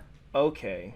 It's Formula One is, NASCAR, just different. But Formula One is what we have. Um, so it's racing, obviously. But I've never been a real racing fan, but my dad's into Formula One. And I got the game as a present for Christmas. Got it early, to play multiplayer with him, and I ended up getting really into the game because you're racing not only to obviously win, but then there's a speed run element in order to get the fastest lap. Hmm. So, which is great. I love that because I'm constantly challenging myself, and I've still got to strategize about pit stops and overtakes and all that kind of stuff. Because some races are like 78 laps, which is like 2 hours of racing. Hmm. But the fact it can go in VR kind of blew my mind a little bit because it's amazing how the controller reacts with the vibrations when you're going over curbs or you have tire damage. While in the cockpit in VR, it's a fantastic experience. Huh. So It's just amazing. I was going to ask you what's the difference with this and Forza, but this seems to have a very different type of vehicle, right? Yeah, so like Forza is more supercars, like sports cars, Mm-hmm. Porsches, that kind of thing. Formula One is a specific type of car that it's a mixture between aerodynamic and mechanical functions of a car, but like on steroids, if you get what I mean. Like you're going Uh-huh. up to 200 plus mile, in speed. It's crazy. Um, and I've never been a racing fan or a big sports fan, but this game has like blew my mind, and I'm super excited for the racing season next year. I think I caught racing fever. Interesting. So, and it's the VR thing because you feel like you actually get into the race and you get mad if, tail rear end you basically, or you get, into the kiddie litter or the gravel or whatever you want to, and then, you're behind possibly by like 12 places then. So it's just fun. It lets me be competitive, and it's super enjoyable when you win. Okay, and the rewards you get, I'm assuming, are just upgrades for your vehicle and maybe skins and colors and such. Yeah, so that's what I was going to come. So the negative side effect is it's not really too big of a breaker for me, Mm-hmm. but it is the typical EA fashion of microtransactions. Oh. Like Fortnite has for skins. Mm-hmm. So you can actually get like overall skins. You can get different skins for your car. You can get different helmet skins, different glove skins, different dancer modes, different voice dialogues for like when you win the race. It's not a big deal for me because I'm not that bothered about buying extra skins. It's not going to make me any better at the game, Mm-hmm. realistically. But I get why people don't like it because of that. But in terms of rewards in the game, you don't really get upgrades for the car. You upgrade your car as you progress through your career. So, if you ever played like the NFL games, Uh-uh. have- I'm not a big okay, sports well, fan. it's a bit like yeah, it's a bit like that. See, if you haven't played the NFL, I'm doubting you've played FIFA. So, but No, I I thought don't play American sports games at NFL all. might make sense. But in the career, you're trying to win the championship, and then you get contract negotiations to get more money, Mm-hmm. essentially. Um, but it's kind of cool because you upgrade with research and development, but the real bit is if you can win enough for like championships, you get better contracts and you can actually have like higher risk. So, you get high risk reward kind of thing. Okay. Are the Um, are the sorry, what were you going to say? oh are the tracks very unique? The tracks are the actual tracks that are used by the F1. So you have Oh. Bahrain, Saudi Arabia, then it goes to Australia. Basically, all the tracks that have been used for the 2022 season are the tracks that are in the game. But for next year, Vegas is a new track, and there's one more track to be added because Russia was taken away after the Ukraine invasion, and Mm-hmm. France is not holding a Grand Prix this year. So there's a new track coming. So the next game that comes out will have obviously the two newer tracks and some of the older tracks that are getting used for the season. Okay. So it goes off actual statistics, and even the drivers' statistics get updated regularly. If they win a race, then you can apply them statistics to said drivers, which will actually change the race outcome slightly. Like it'll make it a little bit more realistic. So How are the crash physics? very good. Oh, really? Like it? E- Like in the VR, it's very good. Like you feel like you're actually gonna come out the car. Oh my goodness! Or like you might have an overtake coming, and you think you're safe, and you're just about to turn in, another driver will come in, and then you've got to pull away. But it's in VR, like your heart starts pounding because you've just obviously avoided a collision. So Um, it's pretty realistic. I'm gonna go off subject for a moment. I would love to see that Grand Theft Auto style game where the crash physics are extremely realistic, and it's just the most challenging part of the game is just maintaining a vehicle to take care of a mission. Oh, it'd be amazing, like, because in the Oh. F1, if you smash into a guardrail hard enough, your wheel actually gets destroyed. Like, you see it rip from the Hmm. axle, and, like, the front of your car gets destroyed, and you spin out. It's really good. If we can take the It's Crash, just, oh sorry. oh, I was gonna say it's just a shame the VR crashes quite a bit because of Steam VR. Oh, It's still in its infant stages, so Steam VR can be a bit unpredictable sometimes, and it crashes mid race. So thank God there's a save function. there is a game. Hold on, let me pull it up. Crash game for PC. I'm hoping to stream some F1 in the new year, so you might be able to see it. Yeah, I'm trying to. This one car game has a really weird name. That's why I can't remember it. BeamNG.Drive. We need to take the crash physics from that game and put it in a GTA style game, and also allow the character to break their arms or get decapitated. And just make like, Wow. everything else can be like Grand Theft Auto. Just make the vehicles and your characters super fragile. Wow, okay. That's pretty cool. I mean, to me, if a game, especially something like a racing shooter, to an extent, it's got to have realistic physics. It's got to feel good.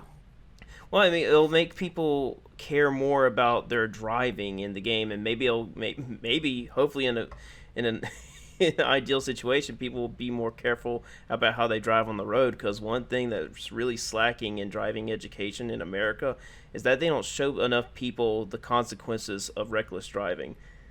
Ah, okay. No, one that's a good point, though. one thing that kept me straight, and the reason why I drive like a grandma, is because I watched a film called Red Asphalt 3 on YouTube back when it was on YouTube. I don't think it's on there now, but it showed a guy's brains being scraped off the pavement into a bucket.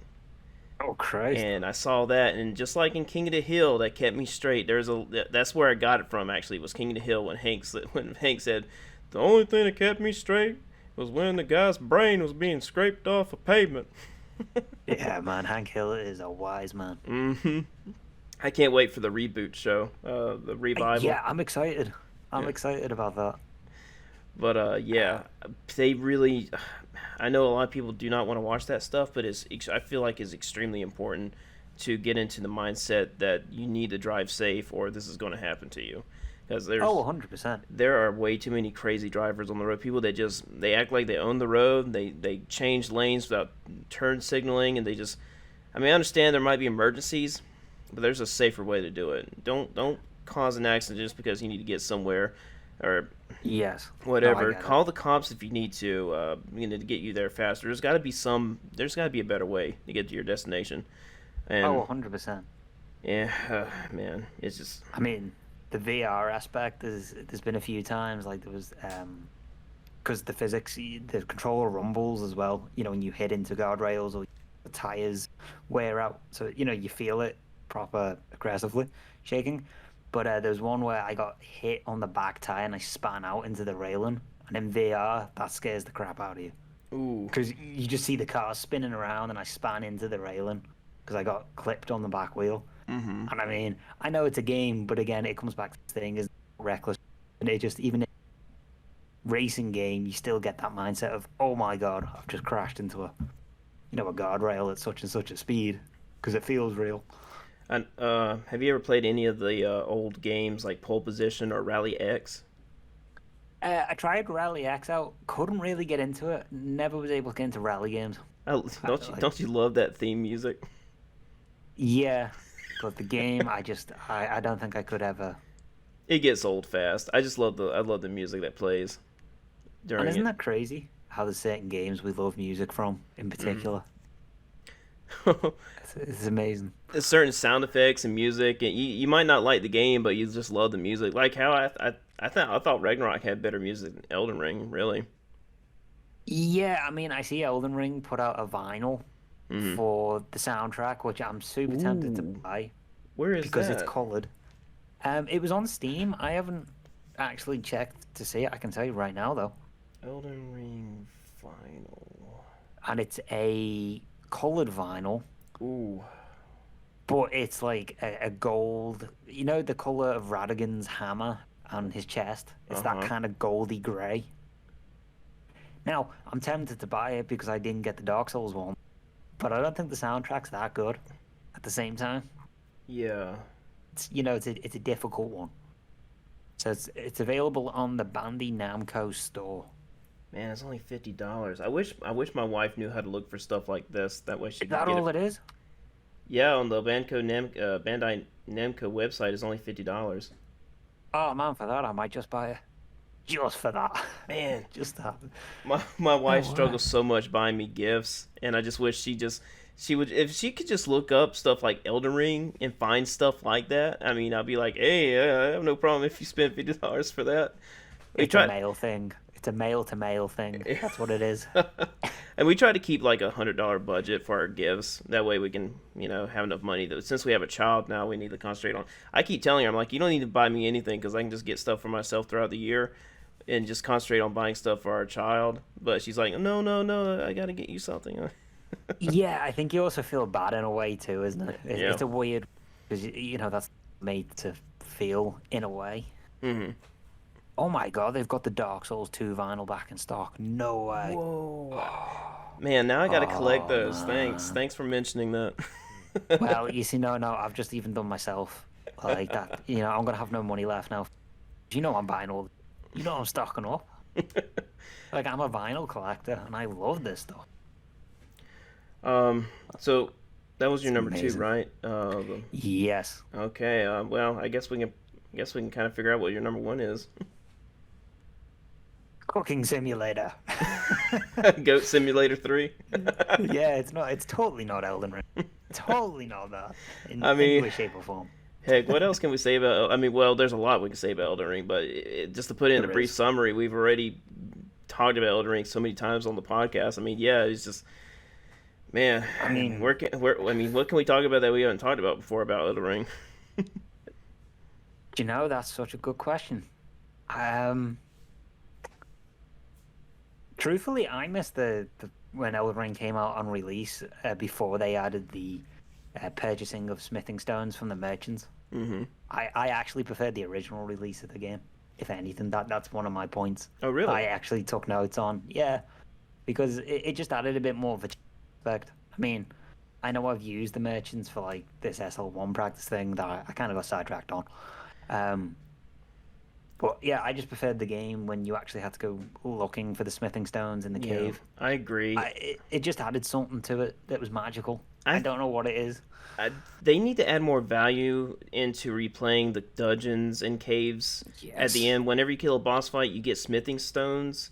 I think they really need to do that instead of just giving merchants smithing stones, because they need to give you better reasons to go through these caves. Because personally, I don't have a reason to go through these caves because they usually just give you like weapon arts or summons, which is stuff I don't typically use. And so the move other than just having fun, I would love to at least get some smithing stones out of my journey.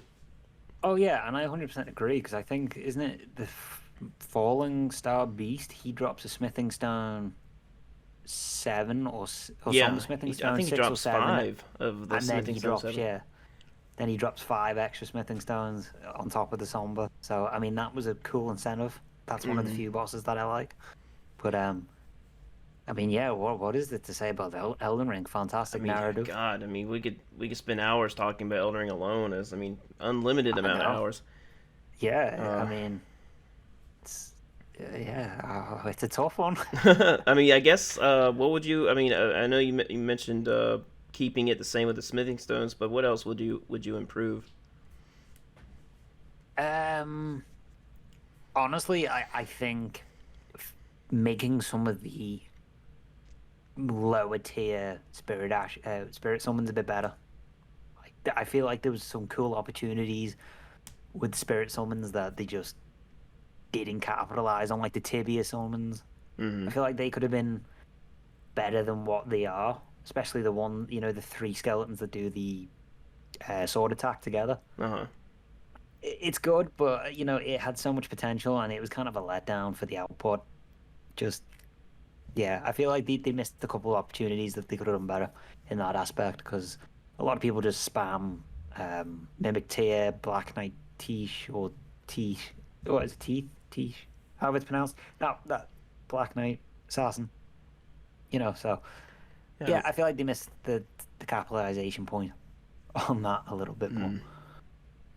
Yeah, I'm still, of course I'm like, oh no, I'm not going to use spirit summons kind of perspective, but I think the only time I would ever use spirit summons is probably in that Coliseum, but unfortunately, the 3 versus 3 Coliseum match. Yes. But unfortunately, you don't get anything for your time. I mean, I understand having fun with it, but I'd like to at least get some kind of reward out of it, and you just don't get anything currently. Yeah, I haven't even tried that out yet. I just, when that came out, I was kind of taking my break from Elden Ring, before next Yeah. year for DLC, and then I got hooked on F1. That took a completely different turn, and Elden Ring's I uninstalled it. That's how much I'm playing at this point. It was just Mm. taking up space.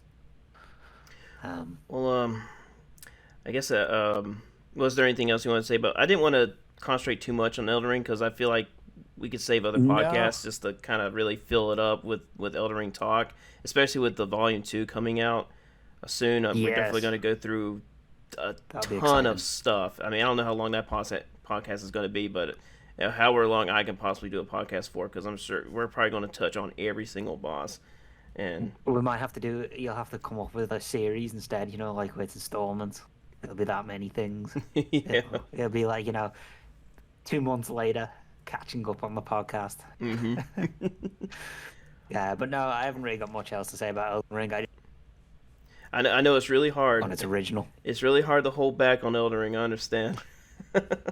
It is. You know what? It's a very polished game. hmm It's for what it's not perfect, but it's Yeah, close. definitely a lot of flaws. So, I told someone today. I actually told a couple of people because they asked me because I like to post random stuff on Reddit whenever I get bored. Um, and I posted on a From Software subreddit asking, I'm like, hey, I've been playing From Software games since 2010. Ask me anything, silly stuff like that. And so I got questions like, oh, what do you consider the best From Software game? I'm like, well, currently Elden Ring. And they're like, oh, well, I consider Sekiro the best one. I'm like, well, I mean, Sekiro is yeah. definitely the closest one to perfection in terms Oh, of it really quality, is. but it's not my favorite. No, and that's the thing. Everybody's got their own preference, which is hmm a good thing. Because if we were all the same, it'd be very, very boring. And then he asked So, me what was my least favorite one, which is a really hard one to answer. But I just told him, God, it's even hard for me to say now, but I would probably pick Sekiro because I just don't play it as much as the other ones. I might. I'm probably gonna get shouted at for this now. Watch, you're gonna lose all your views from what I'm about to say. Dark Souls 3, I think, is actually at the bottom of my list now. That one's a close one to Sekiro. Also, I mean, Dark Souls 3 has some of the best boss fights, in the lineup, but Yeah, I that's just don't true. like the level design. No, and I just preferred Sekiro. I had so much fun with the game. Hmm. Just I have better memories on that game than I do on Dark Souls 3. So, Okay. and Dark Souls 2, well, Skull of the First Sin has definitely crept up on my list now as a favorite. I do back every time to that game. I learned something new. Yeah, and I mean, I can play. I don't know. For some reason, Dark Souls 3, when it comes to just going through the levels. I mean, I love the boss fights, like I said, but when it gets to the levels, I get discouraged going through them very easily because it's not. I mean, Yeah. obviously not because of the difficulty. It's just the bland level design. It just doesn't really work for. It just. I don't know. I don't know what Miyazaki was thinking when it came to the level design, but it's just really I don't know. I hate to say uninspired or bland, but it just doesn't work nowhere near as well as the quality that we have in the other ones. Oh, 100%. I mean, I booted it up the other day because I installed Windows 11 and I forgot Steam does not actually save your save to the cloud like it says. hmm So I lost my saves, which sucks to be me. Um, and I got all the way to Lothric Castle and I just shut the game down. I got bored. I was like, nah, Yeah, this isn't compared to the other one, like Elden Ring, yeah, Dark Souls 2. I know people are gonna go like, oh my god, you can't compare. It's like comparing apples and oranges. But I just typically enjoy Dark Souls 2 more. yeah. And It's become a thing. and Sekiro would probably hang around in the middle usually, but I Yes. don't know. Maybe Dark Souls 3 really is at the bottom. I just hate to put it there because I love the Nameless King so much. But I don't think maybe the bosses alone should save the game from being at the bottom. And same thing with Dark Souls 2 having the worst bosses, probably. But really good level design. So it's just it's kind of got that unbalance, and maybe those two should belong at the bottom for those reasons, because the other games are very well balanced in quality. So that's pretty much how you just kind of have to decide which ones you love and which ones you don't love as much. I mean, of course, I love all the games in many, for many different reasons, but there's definitely got to be some kind of scale, some kind of ranking for the games. Obviously, the Elden Ring's on the top of my list. There's Dark Souls, Bloodborne, Demon Souls. Then I would probably slap Sekiro there. Then Dark Souls 2 and Dark Souls 3. And that sounds so weird, but it's just there's just a balancing issue, and that's why. Yeah, and the funny thing is, in a couple of years' time, you could appreciate, like I did, say Dark Souls 2 more than it did originally, and it bumps it up slightly because you're like, oh, okay, I fully, it clicks, and it's like, oh, I understand this. Yeah. So, I mean, with Dark Souls 2, every time I boot it up and I do a playthrough, I actually finish my playthrough going, okay, I had more fun this time, yet again. Yeah. So, here we go talking about From Software games again. We need to... they're the best things on the planet, that's why. Yeah, I know, right? It's just, it's what happened. Believe me, everyone listening, you'll get plenty of Elden Ring From Software talk from us later on later podcasts. Just right now, I just really wanted to concentrate on 2022 stuff. Yeah. I do want to mention real quick, the funniest, actually the best football game I have played is actually a little game called Pigskin. I think it was on arcade, but it's absolutely hilarious. It's not a long game. I think there's only 2 or 3 arenas, football fields. I'll get it right. Let's see. Let me pull it up. Have you heard of it? No, I haven't. It's an arcade I think game. American football's quite interesting. It's an arcade game. You play in medieval times. You play as knights and like just ogreish looking people. And it is a really hilarious game. You can fall in pools. You can fall in pits. And I would play it so much when I was younger because just the humor was outstanding, and I didn't even care if I lost. It was just fun to play in general, and I was wondering, I'm like, what is the equivalent now? Is there a game even like that? And then I discovered Blood Bowl existed. I don't think it's as hilarious. I haven't played it, but Blood Bowl is the kind of the closest modern day equivalent to Pigskin. Okay. Let's see. I think Blood Bowl is mostly ogres. Let's see. Okay, I think it's humans/ogres. I'm just looking it up right now. This is why I always like finding out other people's favorite games, because you always find something a little bit wacky. And it's you can try. It's just kind of out of nowhere, but it's something I've been wanting to mention on the podcast for a while. It has nothing to do with 2022. I think was Blood Bowl 3 released this year? Actually, it might have been. Blah blah blah. Oh wait, it hasn't come out yet. It comes out next year. Oh wow, look at you! You're jumping way ahead of yourself. So I might keep a close eye on that and see if it's any good, or at least maybe on Game Pass they might have a version I can check out just to see how close it is to Pigskin. So another thing I wanted to touch on real quick was Death Stranding. I recently started playing that. Have you played Death Stranding yet? No, I haven't. I've seen loads of videos on it. I have just not sat down and played. Oh man, I love it. I recently started my second playthrough. This time I'm skipping all the cutscenes because I already watched them all in my first playthrough, and man, I cannot believe they've made delivering packages so much fun and engaging. It's like I think it's the best ASMR game I've ever played because everything is just incredibly satisfying. And I think I want to write a script about it because it reminds me of worth ethics, about committing to a job, doing the job correctly, maybe realizing what kind of mistakes you've made and correcting those mistakes on the next job. And I just feel like Death Stranding really presents that kind of concept really, really well. And I think a lot of people just miss that. They just kind of look at Death Stranding as they want to play Death Stranding like any other typical PlayStation game, but Death Stranding is a very unique game, and you got to really approach it in a very specific way to truly understand how great it is. Okay, I really must give it a try. At some point, because it's on PC as well. Yes, and it keeps popping up in my recommendations, and I found that on a good deal yet. Mm-hmm. Yeah, when you jump into it, just give it a chance. It's not the fastest moving game, and it doesn't need to be. And I think in terms of slow burn, it does it extremely well, and Okay, well, that's it good to know. it rewards you, and then it takes those rewards away, and then you get them back later at your own pace. Death Stranding is a really weird game to evaluate. I've seen a lot of reviewers struggle to analyze it because it's such a unique experience that they can't really grasp themselves sometimes. And even myself, I'm like, man, I can't really compare it to anything else because there's nothing else like it. That's always so. It's a bit like the scene from Shrek when he goes, "Onions have layers."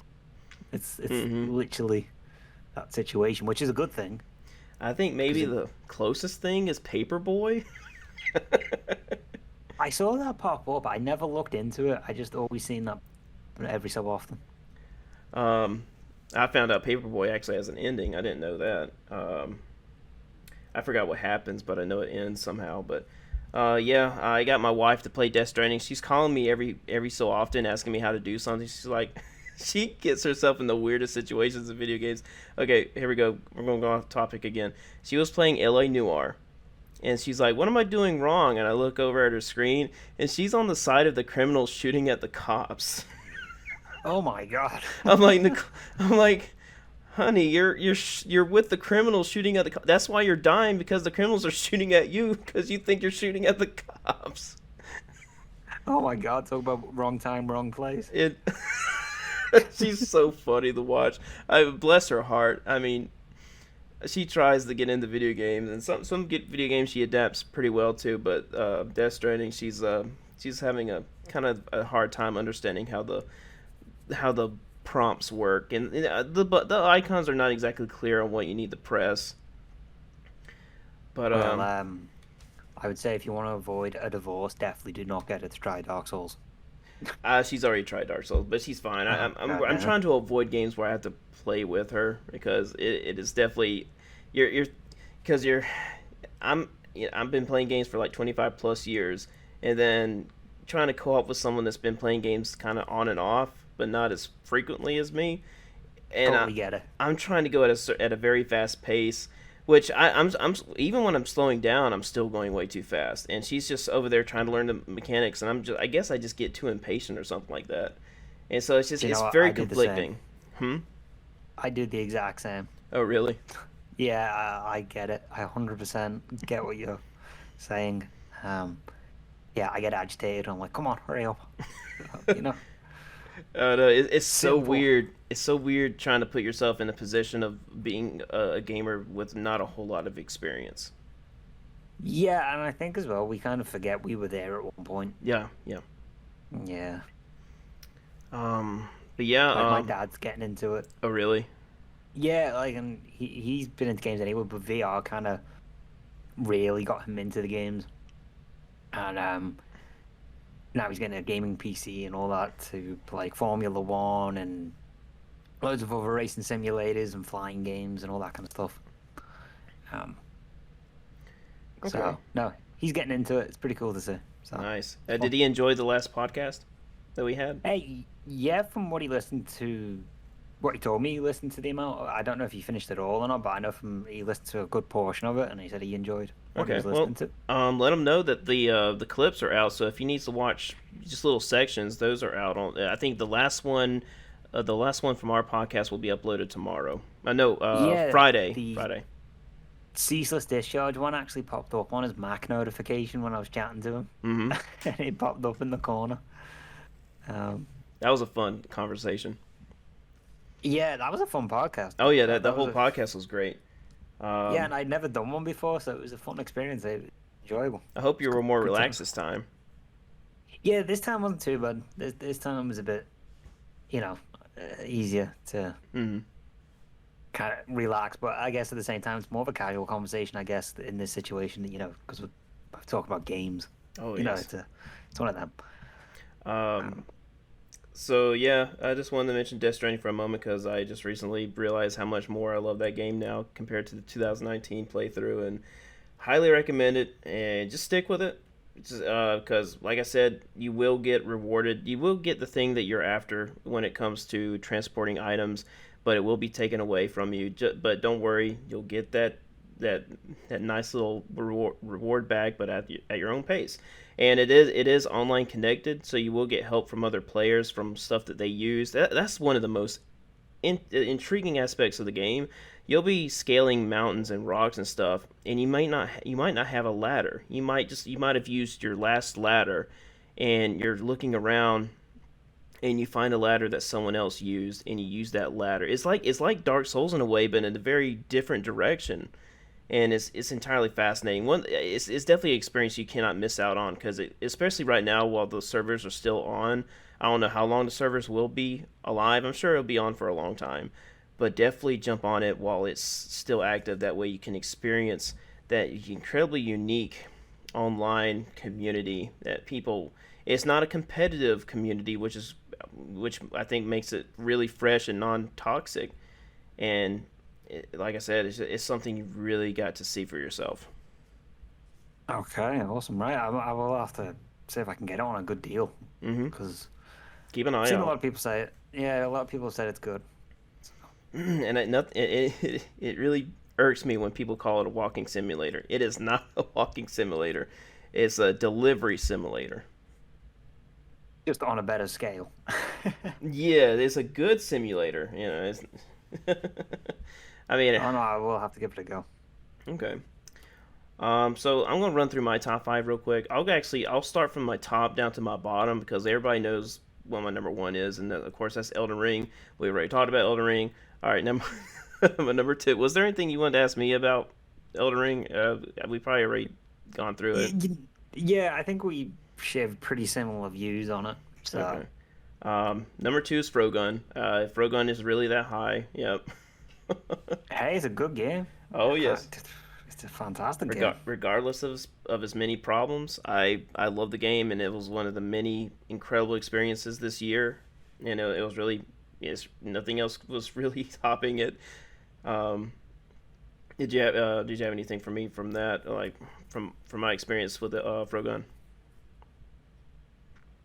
Well, I mean, I was going to ask you what your opinion was on the snow levels because the platforming, but you answered that when I mentioned about how it's, one of the more difficult Mm-hmm. um, sections. But you mentioned something to me a while back when I first played the game, having the same theme but always being different, and I thought that was an interesting point. So, Mm-hmm. um, I guess obviously you can Yeah, elaborate a little bit more on it for viewers who maybe haven't seen it that much, but yeah. I always thought that was an interesting point Well, of view that you would have on it. I think you're halfway through the game, I believe, and that Black Lagoon level I was talking to you about, where things really get crazy. Yeah, I think it's right after the snow realm or whatever. Okay, I'm excited. I must Yeah, install it again. It's been a while.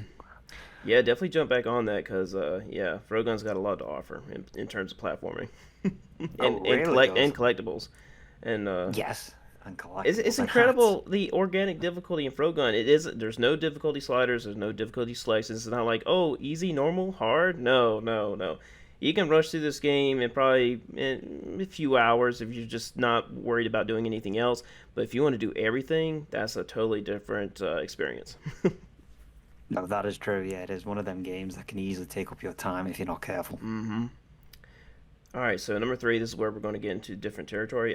So Nobody Saves the World. This is a game I put off. It was released, I think, in January, I believe, and it's developed by Juicebox, the same people that make Guacamelee, which is one of the games that has probably one of those games that has a really good hardest difficulty setting because it actually changes the game. And so I really wanted to play this game, but it was an awkward time because Elden Ring was just around the corner, so I didn't buy it. And it was on sale, and I bought it, and I completed it in like 37 hours. And that easily could have been a lot longer because there were still side missions to take care of. Do you know anything about the game? No, but I saw the other one that you mentioned, the what was it, Guacamole? guacamole? Yeah, that's it. Yeah, I always get confused on the pronounce it. I've seen that pop up a few times, and that always looked interesting. Hmm. But I didn't realize there was another one, like another style. Yeah, Um, there's a second Guacamelee also. I haven't finished that actually. I need to go back and complete it. okay. But Yeah, if you want to I've see a seen really pop-up. good hardest difficulty, play Guacamole. After you play Guacamole on normal, play it on hard mode just to see how wild it is. And this is how hardest difficulty should be handled instead of just enemy, hell sponges. They actually add enemies. They throw a variety of different enemies where they weren't before. I mean, it's outstanding. I think I got close to finishing it, but it got to a part where I got really frustrated and I just never went back. Oh, we've all been there. Oh We've yeah. all done that in some game. Oh my hmm god. But Nobody Saves the World is a lot like Gauntlet. It reminds me of Gauntlet, and it is an incredibly charming game. You start out as a husk basically, and you get to choose different forms. I won't spoil the other forms. They kind of spoil it on the cover, so whatever you see on there is basically what's in the game. But you start out as Okay. a rat, and you get to travel in the walls to move forward. And you're thinking, okay, well maybe I just need to. I guess the rat is just to maneuver through small spaces, and then you got to fight as the rat. I'm like, what? I actually got to fight as the rat, and it's not as pathetic as you think it would be. Actually, the rat is one of the best forms to use in combat. And actually, the smaller enemies are actually really, really good. Other smaller enemy forms. And Okay. from that beginning, I got hooked on it immediately, and especially once I started understanding how the game worked on a more deeper level. I couldn't put the game down. I was just I'm like, man, how did I find another game that I'm just sitting here playing for hours without getting bored? I was like staying up to like almost midnight where I had to work the next day, and I was just still hooked to this game. And I'm like, man, how is this game? I usually don't like this type of game. Why is this working so well for me? And I think it's because it had a lot of aspects that I enjoy in gaming, like form changing, using different kind of builds to handle encounters, and rewarding situations that actually you can use the rewards to benefit your build, and you can your gameplay, your forms adjust according to your gameplay, and it's just nobody's going to play the game the same way as you are. Someone might end the game with this form, someone might end the game with another form. I just love games that do that, and Nobody Saves the World is just another one of those games where you can talk to someone and they might have handled the game in a different way with a different type of form, and I just I love games that build conversations like that. Okay, that sounds like pretty fun. Yeah, definitely another one you should try. I think it's on sale. It was on sale on PlayStation for like $29 with the DLC. It's actually cheaper to buy it with the DLC than the game. Yeah, I notice that all the time. It seems to be going more like that now on game sales. Better in the long term to buy all the content because it works out cheaper still, like on the sale prices somehow. But did you have any questions for me on that? No, because I've never really played it. It's one of them I would really know. So, I think you cut out a little bit. You said it was oh, one of those games you didn't really what? because I've never played it before, Oh, okay, it's one of them I can't really gauge just yet. gotcha. Okay, But it's definitely one I should try because hmm it seems pretty fun. it's on Game Pass. Okay, I have an Xbox, so that works. Number four is kind of weird because I haven't finished playing it yet. I've only played about 2 hours of it, and it replaced Lego Brick Tales, and Can't beat a Lego game. so okay, it's high on life. High on Life. Okay. This game is immediately very charming, and now one thing I do not like about it is very excessive in its cussing. I don't like hearing the F word and GDs being slinged around like it's like a regular word every 2 or 3 seconds. That gets very tiring, and Yes. Okay. I don't know what your opinions are on that, but I like the movie Sausage Party, but I believe they just cuss way too much, and I can't stand to hear those I think words. there's a fine line. Yeah, and You know, it can be funny, but then yeah, it's overdone. So yeah, it I feel depends. like the show that has utilized cuss words the best way, in my opinion, is South Park. They don't use it excessively. They use it when it's 100%. properly, needed, and There was one episode where South Park says the S word several times. Like it was on purpose that they use it excessively, and it worked because it's just it's just because South Park writers are incredibly talented. Yeah, they can only do. It's like the Simpsons writers. They can, in terms of like getting Mhm. away with certain things, and South Park writers are definitely one of those groups of writers that are categorized like that. They Yes. can do anything and get away with it. It's crazy. And so High Life it's created by the guy that made, I believe, well, obviously it's the style inspired by Rick and Morty, and it has that voice Yes. actor from Rick and Morty, and it's really fun hearing these voices.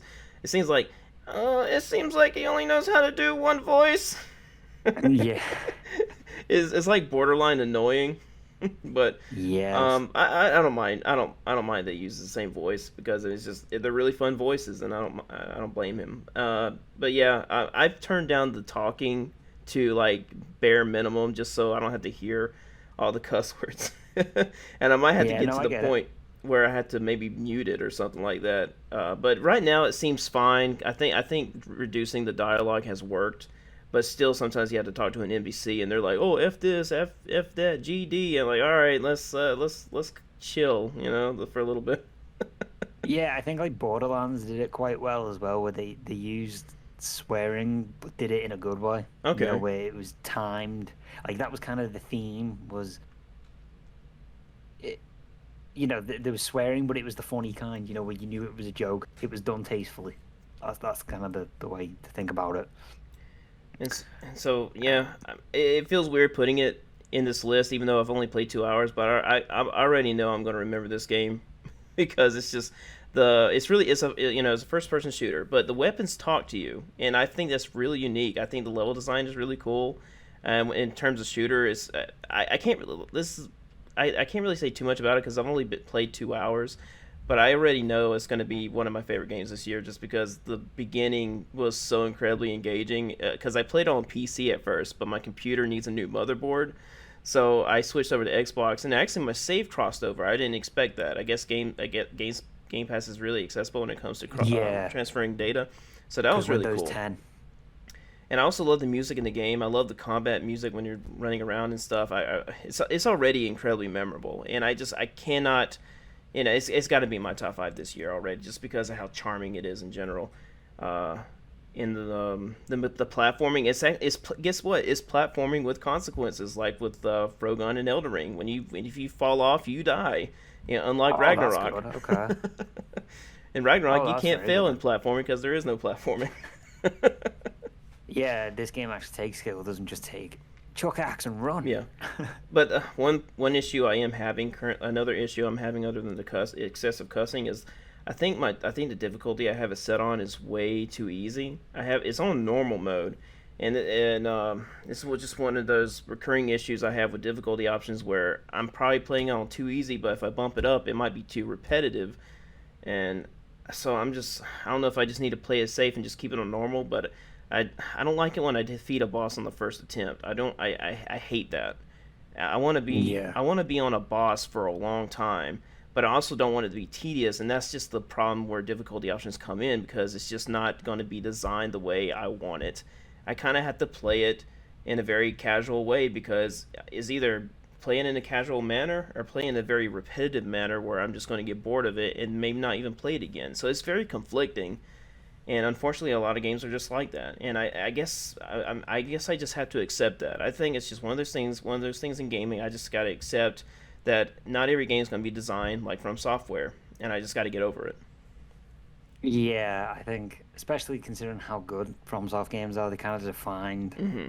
certain game traits, if you want to call it that. So, Yeah. no, I get it. It's a tricky one. I'm a bit like that too. It's finding, the fine line of something that's still fun, but something that's tricky still. That's going to challenge me a little bit. But yeah. Um, Did you have anything? Did you have any well, questions about that game? what I was going to say is because it's the same style as Rick and Morty, isn't it? Yeah. Did you ever try Trover? Did you ever try that out? Trover? Yeah, it's the game that came out in 2019. Is that the VR From the game? same. Yeah, but it's also normal. And you can play it like on a monitor.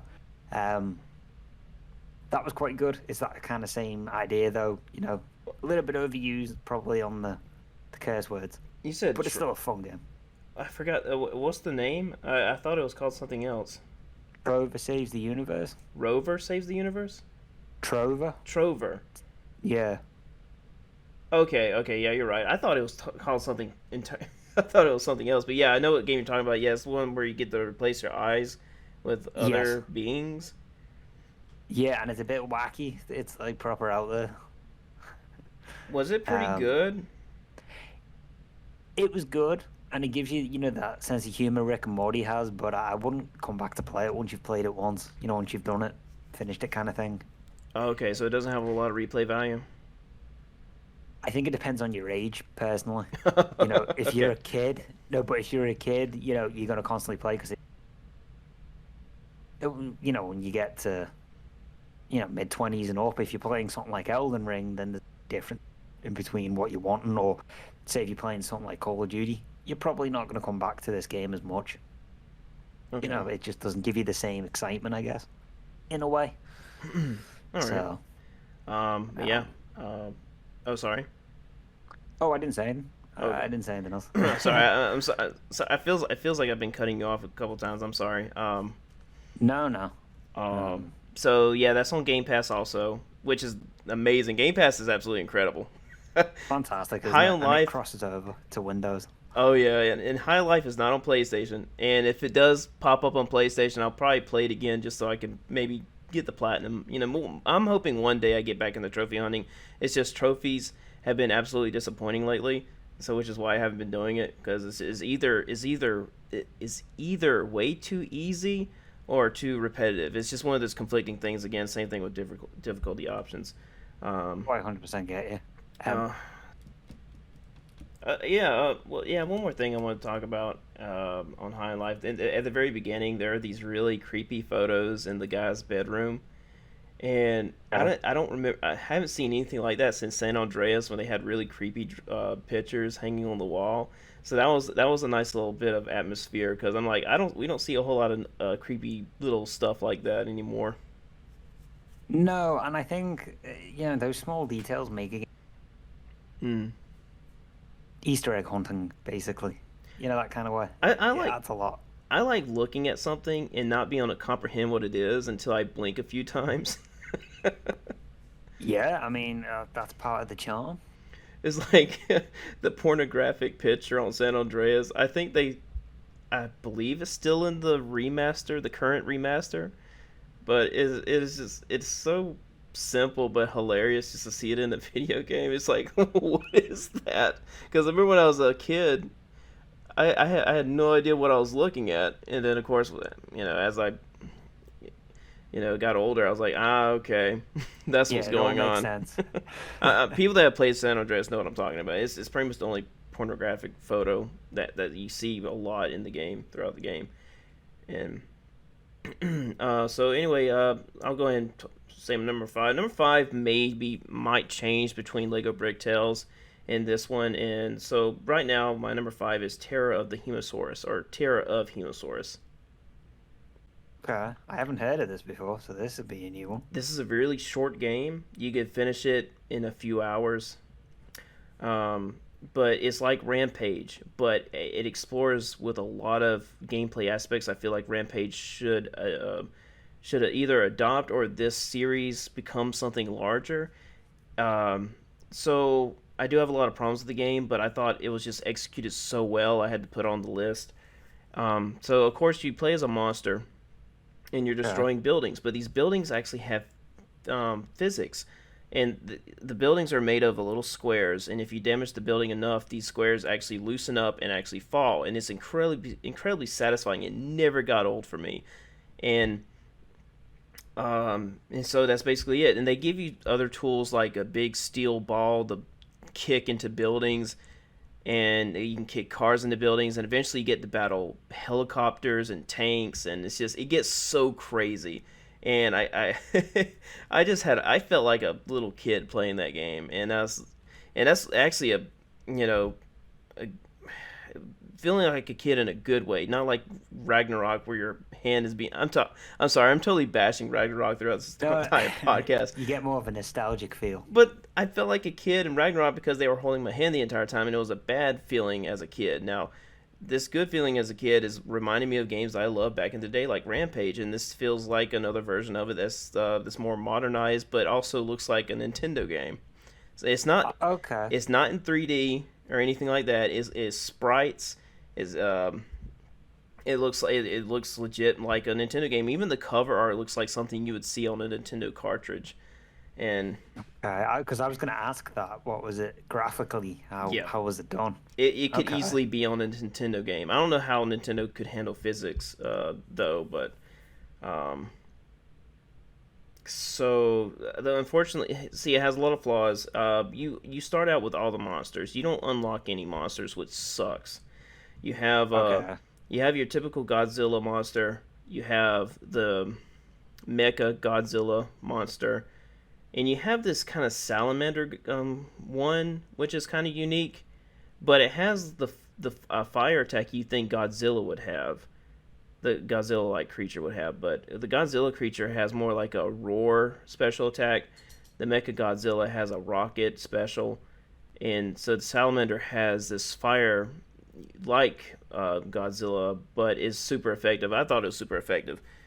And the other one is a sloth, which has a really bad special attack. I didn't find it very useful, but it was just cool. Sloth. Yeah, it was really cool playing. It's random, I know. I mean, out of all these Godzilla-like creatures, you get a sloth as another selection. Isn't a sloth like the laziest, most laid back Yeah, creature?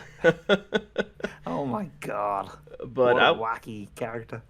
so there's a lot of potential with this game. I thought the dialogue was a little cringy because it's trying to speak politically. Like I mentioned before, I just don't like it when things get political, and it wasn't really a good political parody. It was just more like they're kind of forcing a narrative down your throat, and it's not funny. It's just more like, hey, it's kind of insisting that you believe in these political views, and so it's joking, and it doesn't work well in my opinion. Do you know what I Okay. mean? So the story isn't really matching the gameplay, like fun. Well, the story's fine by itself. It's just sometimes they just kind of say things that it just works off of political points that, if you don't, it doesn't really work if you don't agree with it, I guess. Okay. I don't know. Maybe I need to, I'm probably saying too much about it already, um, but Sounds yeah, like a fun game if yeah, it's as long as you don't, Nintendo styled. I mean, maybe the dialogue won't bother anybody else, but I found it really cringy. But I skipped Hey, that. dialogue's just as important Yeah. as gameplay, so Oh yeah.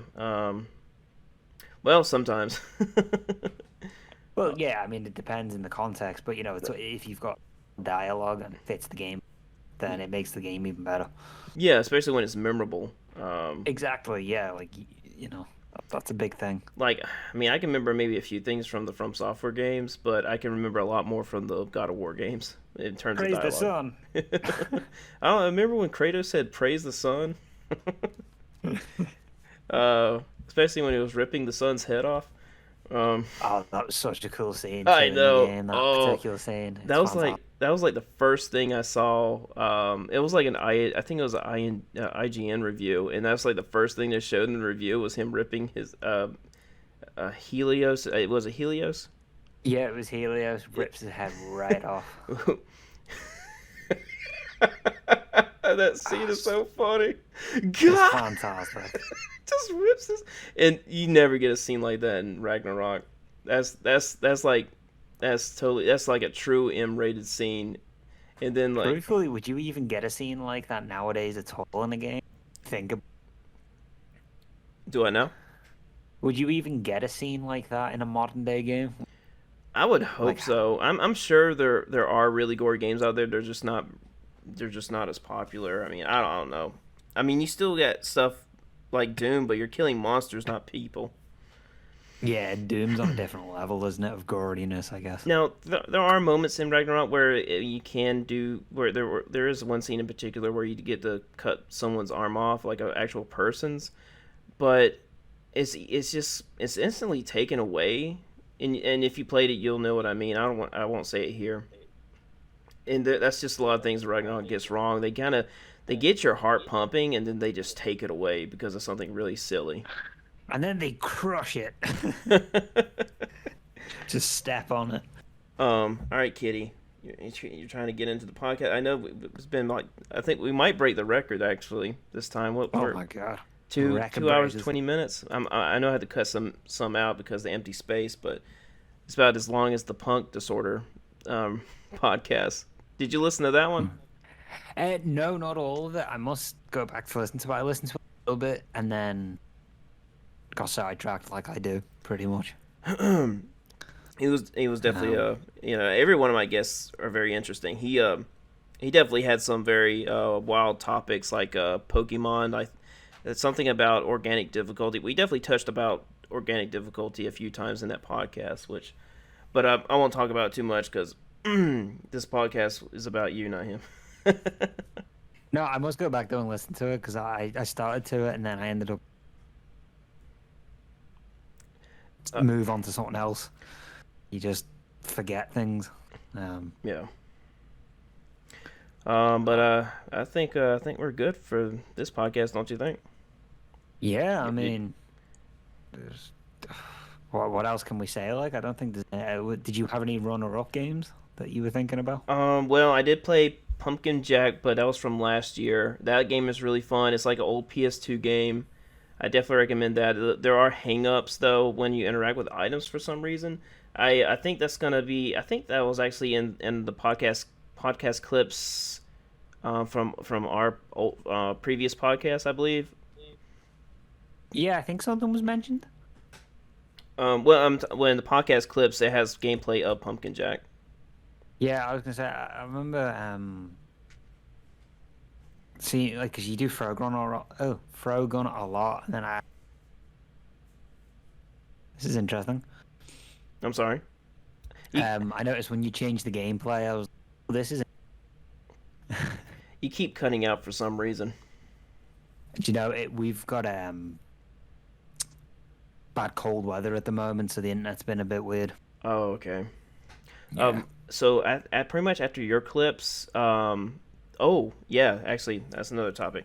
You suck at parking, and that's gonna. That looks so fun. Oh man, it is incredible. It is another game that has amazing level design. They finally released a demo for PlayStation. I'm not going to play it again until it's released for PlayStation. It's on Game Pass, but I don't want to play it until it's released for PlayStation. And the demo I played was definitely... It would be in my top 5. It would replace Terra of Hemosaurus, if I got to finish the whole thing. I guess technically I could put it as number 5 because I did play it technically, but it was just a demo. But yeah... It is a vehicular platforming game. It's nothing I don't think I've ever seen anything like it. And I recorded an hour. I think it took me an hour to get through the entire demo, and then the last level took me another hour because it was crazy. But yeah, that the Punk Disorder clips is going to contain footage from my hour playing in the demo. And so the interesting thing about the last level in the demo is in order to access it, because I completed everything else, because in order to perfect a level, you have to get to all the parking spaces without crashing. And so some levels have... Oh yeah, and I'm glad that it's in there. I was so afraid that you would just, all you gotta do is just get to the parking spaces, then you move on. But no, there's a perfection requirement for like golden cards. Yeah, I think red cards are for normal. You can crash how many times. Well, actually, no, you get a limit to how many times you can crash, and then you got to start all over again. So there are limitations, and it creates an incredible challenge, in which I highly respect it for. And so yeah, you do get like a time limit for how long you can crash and park, and then there's perfection mode where you got to park perfectly without crashing, and you get golden cards.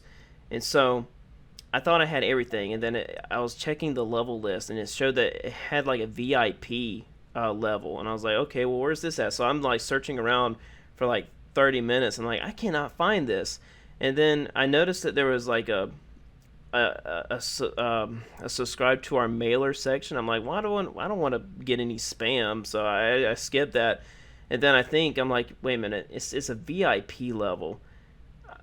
how likely would it be if I give them my email address and I get to play that level? So I put my email in, and what do you know? A portal opens up, and I play the last level. Oh wow, talk about a good way of getting subscribed. I Like know. I have never that's a seen it. genius idea. I have never seen anything like that, and I love it. I'm like, yeah, take my email address. And not only was that unique, the that level that you get to play is so crazy. Um, it's actually on my YouTube channel as a short. Just fine. I mean, if you need me to, I can send you a link. But it shows me playing the level. But it's cropped out, of course, because you know how the shorts work. Um, Yeah, it's a bit weird, isn't it? The but you proportion for some things. but you can still see it just fine. But you got like spirals of fireballs that you have to drift around. I mean, oh man, you have to play it to really understand how tense it is. It took me an hour to finally get it all down. Uh, Oh wow, so it's actually tricky then. oh It takes a bit yes. of time. And I hope there's Okay. more levels like that in the main game. I really do. Because you have to park in the middle of that drifting. You got to time it just well where you can park where those fireballs could hit you. You got to do that twice because there's two similar parking spaces like that because you got two spiral fireballs you have to do in a row on. And so the last one, the one that's furthest away, is actually the easy one, and the hardest ones are the ones where you got to park in the middle of all those fireballs. I mean, you have to see the short to understand. I'll send you the link after the Yeah. podcast.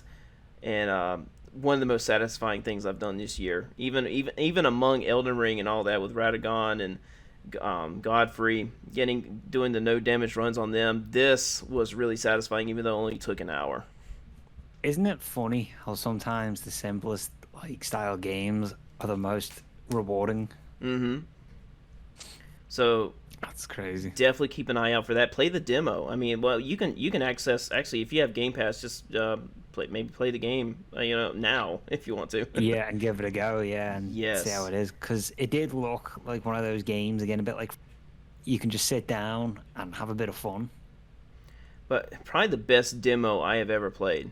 I mean, I've played maybe a handful of demos, but this one's definitely the best demo I've ever experienced, just because of that unique VIP unlock. Yeah, no, that was pretty cool, That was very well in terms of um strategy. In terms of strategy. Mm. For that was genius idea. Well, I guess we'll go ahead and wrap it up. Was there anything? I feel like I was talking a lot this time, but is there anything else you want to say? No. Do you know what? There's one demo that I think people should try. I can't remember when it came out. I'm just about to check it, but it was a college product that was done. I can't remember what the college was in America, but it's called Blood Spear, and it's just a cool little game. It's like 25 minutes long. It's a bit like Souls, but smoother. You I don't said know. It's weird. you It's called said Blood Spear. Blood Spear. Yeah, it's only like 25 minutes long, but it's just such a good little tech demo. Um, I think it came out last year or this year just. But yeah, Oh, it's just something to try. okay. Where's that available? I think it's available on Steam and then it's on Xbox as well. I'll just check. Oh yeah, that does look interesting. Huh. But it's just like, it's a 25-minute demo, but it's a 25-minute demo. Man, I'm Um, already thinking about other things to say. Just by looking at that, because there's stuff like the Untitled game that was announced when the PS4 was announced. I can't think of it right now. It's a medieval game, and that I think it was canceled. They say they're still working on it, but we haven't seen anything new about it. Do you know what I'm talking about? Vaguely rings a bell. I Um, just was checking that this particular demo, unfortunately, is only available on Steam, but it's something that if oh, okay. Yeah, I wouldn't be able people to want play to that. check it out, it's cool. I wouldn't be able to play It that is until I worth it. upgrade my motherboard, unfortunately. Yeah, because it's got like Bloodborne graphics, but smoother. So, Okay. cool game. Let's see. Dragon game. Dreadwolf. Dang it! How in the world is this not PS4 announced games untitled Dragon game. Oh man, I cannot find it. I know if I spend a little bit more time, I don't want to spend too much time trying to look for it, but I really hope they release that game soon because that game looked really cool. All right, man. Well, I'm sorry. I hope I'm not rushing you into saying anything else. No. That was literally it. I just completely forgot about that demo until now. I just thought it deserved a little bit. It's a bit like Frogun. You know, it's one of them things that's under the radar. Okay. Well, please stick around after I end the podcast. That way we can kind of just do ending thoughts. Without recording, and hope everyone appreciated and enjoyed our thoughts. I think this might break our record. I'll have to see in editing, but still, I really appreciate an over 2-hour podcast, and maybe one day I can break that. Maybe I can get up to my dream 5-hour podcast. That's one of them. You're gonna have to plan a schedule, isn't it, for guests? Oh yes, I'm already having struggles with this one guy I wanted to have a podcast with. We almost had one, but I needed to update the AMD software, and I could not get anything to work with this guy when it comes to my software, and nothing was working. I was trying to use my Elgato, and I felt really bad because he was ready to talk, and ever since then I haven't been able to get him on. His YouTube name is Storm. He makes really good videos. He made a really good video about Shadow of the Colossus and about short games, and listening to that video really helped me understand what kind of games I like and how do I like to enjoy them, because he was saying that a lot of gamers like to move fast through their games and they don't like moving slow. And I told him, I've been texting him through Discord, and I was like, hey man, I'm the total opposite. I love playing games really slowly, and instead of going fast. I feel like going fast kind of ruins it for me, unless it's a game I like Ragnarok. I didn't really care for it, so I was trying to finish it as fast as I can. But when it comes to games like Dark Souls and Resident Evil 7, I like to take my time. I'm not trying to speed through it. And he found that very interesting, so that's definitely one thing we're going to talk about on our podcast. Yeah, and that's I'd be one of them people as well. Depends on the game. Mm-hmm. Taking slow through a game, and then certain games, you just want to get them over and done with, because you're near the end and you're kind of bored at that point. All right. Well, if you can just stick around, and I'll end it right here. Thanks, everyone, and we'll see you again on the next podcast. You want to close yourself out, Aldimo? Yeah, no, I had a blast on this. It was super fun to be on it. I had a blast. Again, we could have talked forever on Elden Ring. Yep. Good job we didn't. Yeah. But it was a good time. Second time being on, still as fun as the first time. Yep. So had a blast. All right, Aldama, I can't wait to have you on next time, and we'll go ahead and close it out for the viewers. Sounds good.